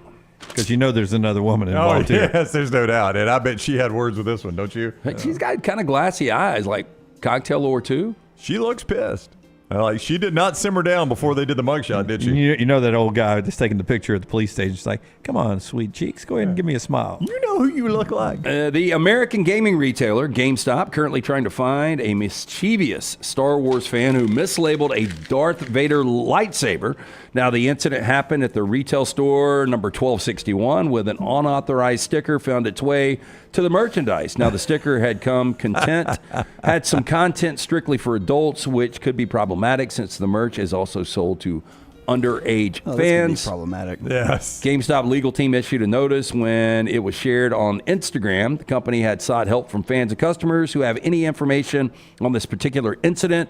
This mischievous label was seen on the product Darth Vader TM Mini Lightsaber, TM Light. GameStop shared that the lightsabers were designed for epic duels and adventures. They clarified that it was not meant for creative uses, as mentioned in the labeling. Did we have the story with the couple fighting at their rehearsal dinner? With lightsabers? Have you not seen this? No. Google rehearsal dinner. Instead of a first dance, these two nerdos brought out lightsabers. Are you kidding me? Like Rockstar, we do have to see this. Yeah, and I'm What telling does you, the label say? I can't read it, This is Brownie. for rectal use only. You can buy these online. I was playing a golf course not long ago, and some jokester, Jim, had stuck it on the golf cart, on the display screen, the GPS screen. One of those, that same exact sticker for rectal use only. So you can buy those somewhere, and they're obviously being used as a practical joke. Probably what's that place in the mall? Spencer's Gifts. Yeah, they got a whole sheet of stickers that say for rectal use only. Yeah, you had it down there. I don't know if you can do it, Rockstar. Keep going down. It's like the second story. The two decided to skip their first dance. No, the next one more down. Yeah, it was one more down. There you go. Yep, there you go. There it is. So they. I mean, this is like a high-end wedding, too. At least it looked like it. So they skipped their first dance. Oh, wow. Well, they're dancing. They're just dancing with lightsabers. I mean, it's not as bad as I envisioned it, Lance. Hey, this is even the one I saw. So there's more out there. This is becoming a different trend. That one wasn't as bad as I thought. Not the way I would have celebrated my first dance. Yeah. Yeah. I'd be playing Jabba the Hutt, and Maggie would be sitting there in her bikini.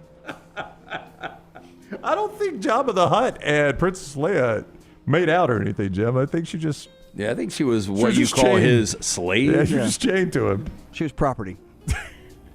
Jabba the Nut's not going to be on top, I'll tell you that. I think you mispronounced Hutt.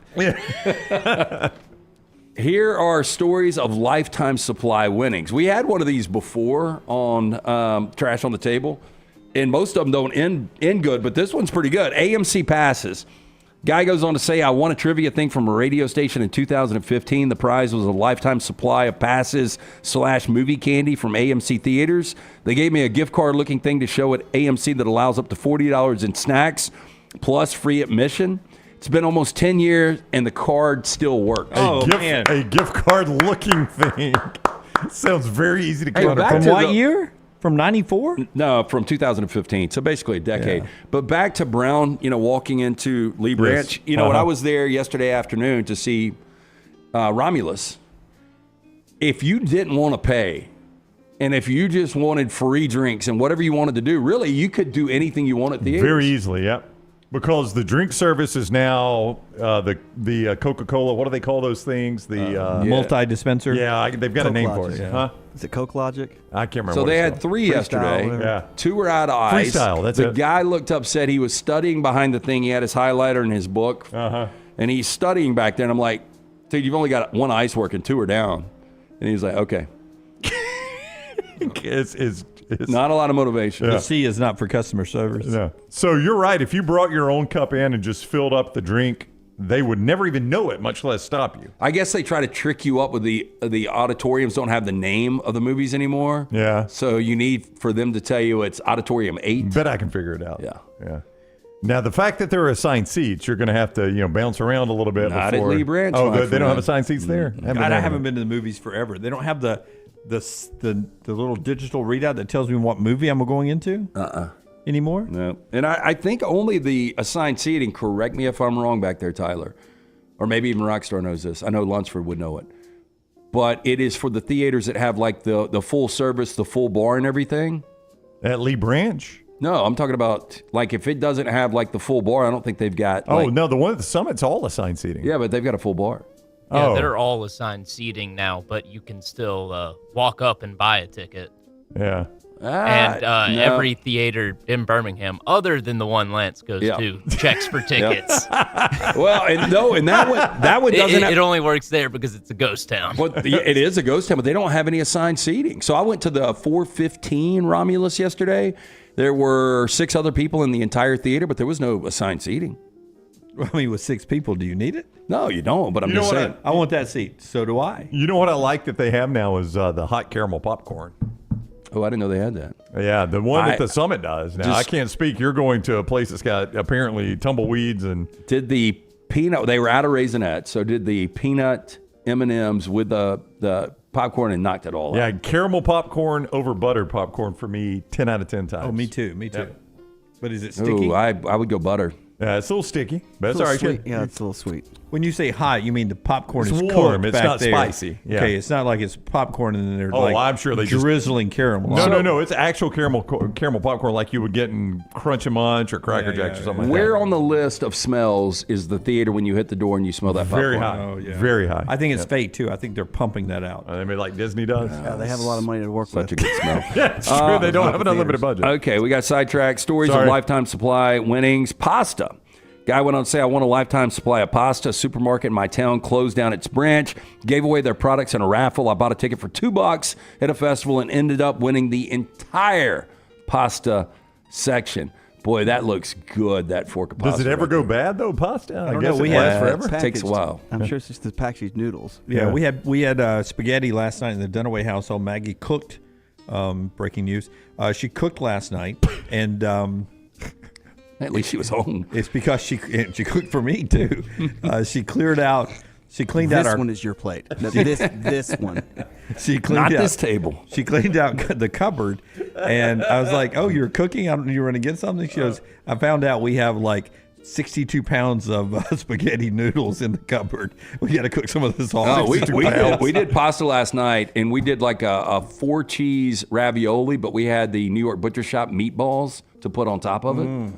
Oh, I their thought meatballs got a little spice. Rockstar, this is for you. I thought of brown Friday night when Maggie and I were on a date. God, because I was at Blueprint. I told you I ordered before or after you took the blindfold off. Please, Lance, let him go. beef stroganoff. Is what I ordered. God, you ordered that? Yeah, I did. They had that at automatic? No. It was at Blueprint. Blueprint. It was delicious.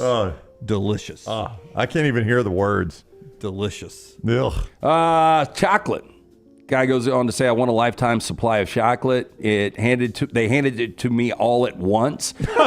Ended up setting it up in the middle of the town, offered every resident as much chocolate as they could eat. It was probably the biggest congregation of people in that town's history. All the chocolate was gone by the end of the day. Hope it wasn't on a hot day. All melted, baby. And finally, Cinnabon. Had a coworker that won a year's supply of Cinnabon, basically a free Cinnabon every day for a year. She lasted about 3 months before she couldn't do it anymore. Gave me the coupon. I had the coupon for a couple of weeks before we just started sharing the coupon around the office. I think we all stopped after 6 months. It was just too much for any one person to handle. We do cinnamon roll Saturday in my house. Do you go to the Cinnabon? No. My wife makes them, and it's just me and Hallie. Jennifer doesn't even eat them, but it's just me and Hallie. And, I freaking love a cinnamon roll. There's a place by us that got new signage, and on the signage, there's a small little Cinnabon logo. It's right out from where I live. Cinnaholic? No. Yeah, I know what you're talking about. Sandwich place? The little sandwich place. Where they had a sign that had holes in it for about a decade. Yeah, they finally got a new sign. Yeah. That's the good news. And I didn't know. I didn't know a lot of people still went there. I'm always shocked that place is still in business. Me too. I like the flavor. It's just the bread will beat you to death. Yeah. They were one of my first clients. Guy named Tram Denny had it was the location that was actually by the theater. In Hoover? No. Where Five Below is now. Yeah. There was a Baumhauer's there. Macon, Georgia. Yeah. It's got a little Cinnabon logo there. I was wondering if it's anything like the old mall days. Yeah. Mama of 4, who opted for unique names for her children, revealed that she's been subjected to online trolling and even death threats. This is not a social media mom, is it? All right, let's hear the names. Crystal Dockery, 34 years old, chose distinctive names for her kids, one of which is named after a fashion label, as she wanted them to stand out. Now, she was influenced by her traveler heritage when picking out the names. However, the mom faced some brutal backlash over her choices for her band of kids. Now, the first one, Stinger, is 9 years old. That's his kid. These are their Christian names. Yep. All right. So Stinger. Now, what's her last name? It is George. Doherty. So we got Stinger Doherty. Solitaire Dior is 7 years old. Solitaire Dior Doherty. Not great. I can't even. Shadora May, 6 years old. And then finally, the youngest at 3 years old, Malibu, Alaska. Oh my gosh. Now, people say they will be bullied at school due to their unusual names, that is which absolutely correct. true. Yes. She claims to have received death threats over her decision, went on to say, I've been upset and angry when I get trolled for their names. You shouldn't make fun of people's names. There are some names that sound weird to others, but it's up to you for what names you like and choose. Now, this is selfish on your part. Your kids aren't going to want those names. They're not going to want those names. I also think she's lying about the death threats. I don't think anybody's ever given her a legitimate death threat about her kids' names. But she's also correct that they're going to be bullied. That is unfortunate, but you've put them in a tough that position. situation. Yeah. She does look a little bit like Boy George, though, right? She's got It's the hair. You're talking about the hair. Boy George had a haircut one time where you've combed it over there. Same eye makeup, too. Demi Moore stuck her head in a bee's nest. Yeah, the old duck lips. Yeah, Demi Moore and Boy George. That's a lot of makekeup, though. Like, you strip her clean, I wonder what she looks Stinger's like. mom, though. Everybody knows that's Stinger's mom. I believe we got some filter in that picture. Those lips have been stung. That is Trash Today, brought to you by our friends at Mortgage Right. If you're looking for a new home, our friends at Mortgage Right, they are here to help. So remember, whether you're looking for your final home, your first home, whether you have a big down payment or need 100% financing, Mortgage Right, one-stop shop for mortgages. Visit them online, mortgageright.com. Call the Birmingham office, 205-900-7200. Jace Buttram says, as someone with a made-up name... I was going to say, that's Buttram, probably. Yeah, Buttram. As someone with a made-up name, I like mine. You're welcome, Jace. Jimmy D pulled the plug. I don't know what that means. But on the old butt ram, I guess. I have no idea. I would tell you that you ended up, we did not make fun of Malibu, Alaska. We turned it back on her. I like that. That's what we did there. We went to the higher ground. When we come back, one more big thing on college football. This hour of the show always brought to you by Champy's world famous fried chicken. Champy's world famous. You got it, Jace. Champy's. Champy's right there on Highway 119. Go by and see Sterling and the crew there. They will take care of you. Wonderful brined overnight fried chicken. The wonderful sides. And I didn't even know this, but they make their desserts right there on property. It's delicious. They're the best. Champy'sChicken.com, Highway 119 in Alabaster. Follow Dunaway on Twitter and Instagram at jimdunaway. This hour of The Next Round is presented by the Birmingham Racecourse Casino, now featuring 7 days of giveaways with your chance to win a share of up to $125,000. The more you visit the Birmingham Racecourse Casino, the more chances you have to win. Hey, Lance Taylor from The Next Round to tell you about one of our favorite places for breakfast, lunch, and dinner. That is Hamburger Heaven since 1982. Hamburger Heaven has been serving Birmingham's best hamburgers, cheeseburgers, French fries, hand-spun milkshakes, and sandwiches made fresh to order. All of their ingredients are fresh and prepared daily. This includes their beef, always fresh, never frozen, hand-pattied each and every day. For breakfast, lunch, or dinner, visit any of the 4 locations, Highway 280, Irondale, Gardendale, and Homewood. Hey, let me tell you about our friends at Urology Centers of Alabama. Compassionate and comprehensive urological care with 35 physicians, 17 locations across Alabama. Their patient-centered approach to all of your urological needs. Remember, they've got that new men's health center. It is beautiful, helping men with a wide range of sensitive male issues in a comfortable environment. You can always go online, visit urologycentersalabama.com, schedule an appointment with one of their many urologists today.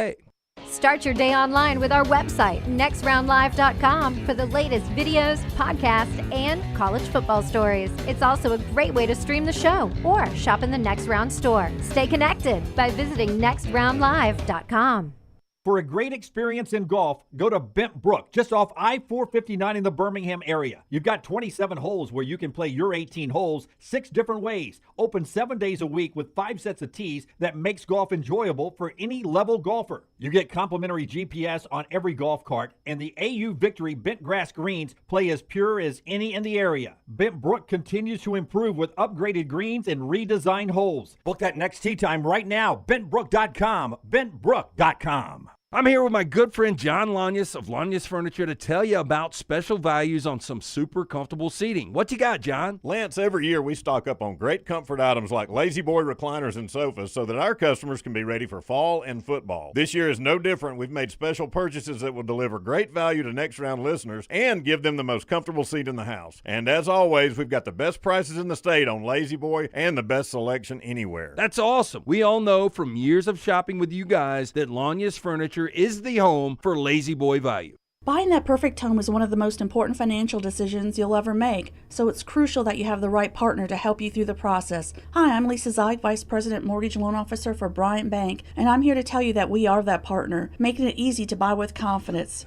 We offer a variety of mortgage products to fit your unique home buying situation. That kind of hassle-free approach might not be what you'd expect from a bank, but it's exactly what you can expect from us. Give me a call today or visit one of our 18 offices across the state of Alabama and let me show you what banking beyond expectation is all about.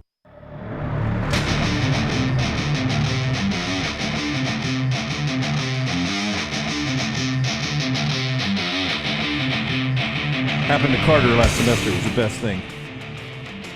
Did they try to sublease though? Did not. Okay. So that ain't happening. Oh, this was on campus, so it wasn't our problem. We paid the same price. A lot of dads moving kids into college. That is I've learned that's a tough one there, man. Just emotionally, like the first year. Yeah, like tough. Nick Johnston dropped his kid in Mobile. I need to reach out to Nick, see how that went. I talked to Spisto last night, just dropped his daughter, Lucy, off at college in Mobile. Lucy's in college? Pretty emotional. That crazy, yeah. Yeah, playing softball Wait, in is Nick's college. kid going to South or Mobile or Spring Hill? Or Mobile? Mobile, I Mobile think, playing College? soccer. Yeah. And I think Lucy is playing softball there. Yeah. In Mobile College? Yeah. Yeah, we moved Anna Kate back down to South a couple weekends ago. And in case you're wondering if it was the hottest day Mobile had that summer, that would be absolutely yes. That was it. It was it, yeah. Yeah, because that was Saturday y'all were doing that? That was a Saturday, Because yeah. I was by the pool at the Grand Hotel, and I think the high over-the-air temperature, not heat index, was 103. Yeah, I can confirm. Yeah. Can confirm. I had 2 frozen drinks in my hand, I did thinking not. about you moving in. Thinking about how I volunteered to help you, and I'm glad you said no. I had a headboard and a nightstand in my hands. Thank you.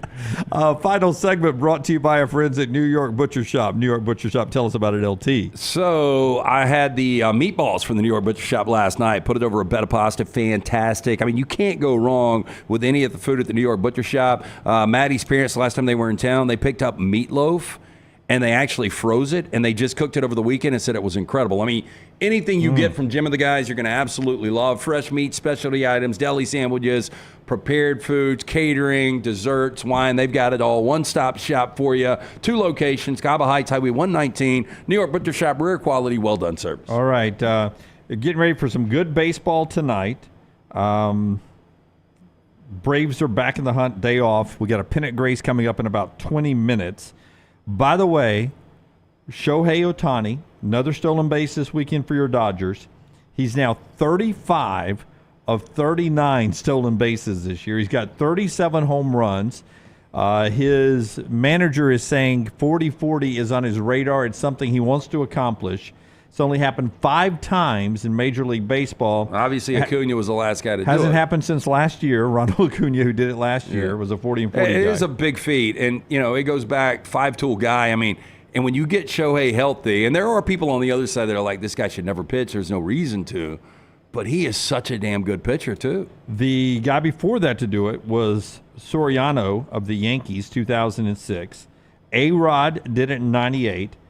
People forget Barry Bonds in 1996 was a 40 stolen base guy. He changed his body. Oh, he was a 40-40 guy for a while. Yeah, I think more surprising is Alex Rodriguez. Yeah. Swiping 40. But the most surprising of all may have been the first guy ever to do it. You remember who the first guy ever to do it was? Brady Anderson? Nope. The first guy to ever do it, Tim Raines. Jose Canseco. Oh, yeah. That's right. Back in the was that the Bash Brothers days with he and McGuire? 1988. But big boy, but he could run. I mean, he played. Did he play right or center? Right. Right. I just wonder, which means you had a strong arm, covered a little ground, hit with power. I wonder if he ever had football in his background. I mean, if you're that size and you can run like that, you got to have. I hated those teams too. I did too. I hated Did you like the Bash? Well, probably not as a Dodgers fan, as a West Coast team. I hated the Bash. I remember Brothers. Canseco hit a home run in that game one, though, the infamous that everything gets overshadowed with Kirk Gibson's walk-off.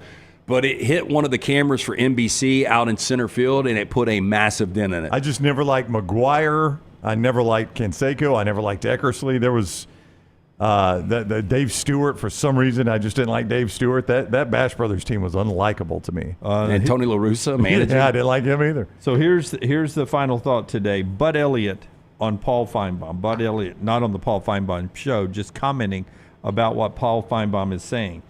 He is saying, if you're wondering where Florida State and Clemson is going to end up, just listen to Paul Feinbaum. I forget who Bud works for, but is he a 24/7 guy? I think he Rivals? is, Jim. Yeah, I'm pretty sure Bud's with 24/7. He says, if you think Florida State and Clemson are suing to get out of the ACC to go to the SEC, just listen to Feinbaum. He's bashing Florida State and Clemson.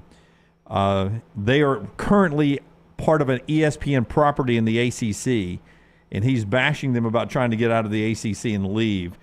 That tells me, Bud Elliott says, that they will not end up in the SEC, that they will likely end up in the Big Ten. So he's thinking because Paul's bashing them? Yeah. Excuse me, that's an indicator they'll not be an SEC team. Yeah, Paul's got some marching orders from ESPN, ABC to not in our house, not to bash the SEC properties so hard. Ooh. The ESPN properties so hard. Oh, I don't know. I don't think Paul has ever shied away. I mean, he thinks Alabama's going to take a massive back step under Kalen DeBoer. That's what I was thinking too. Bud hasn't paid attention to his whole time at the SEC network. I mean, he's. I mean, Lane Kiffin. That was maybe the highlight of SEC media days, like calling Feinbaum out because he's been so hard on Kiffin. And I've heard other networks like the ACC themselves say we need a Feinbaum on our network that can be more realistic. So we don't need cheerleaders. Said it, yeah. We don't need cheerleaders. We need somebody to be realistic and make our fans want to get more interested and watch our network more. I just don't know that the SEC would care enough to the level that they would give Paul any marching orders,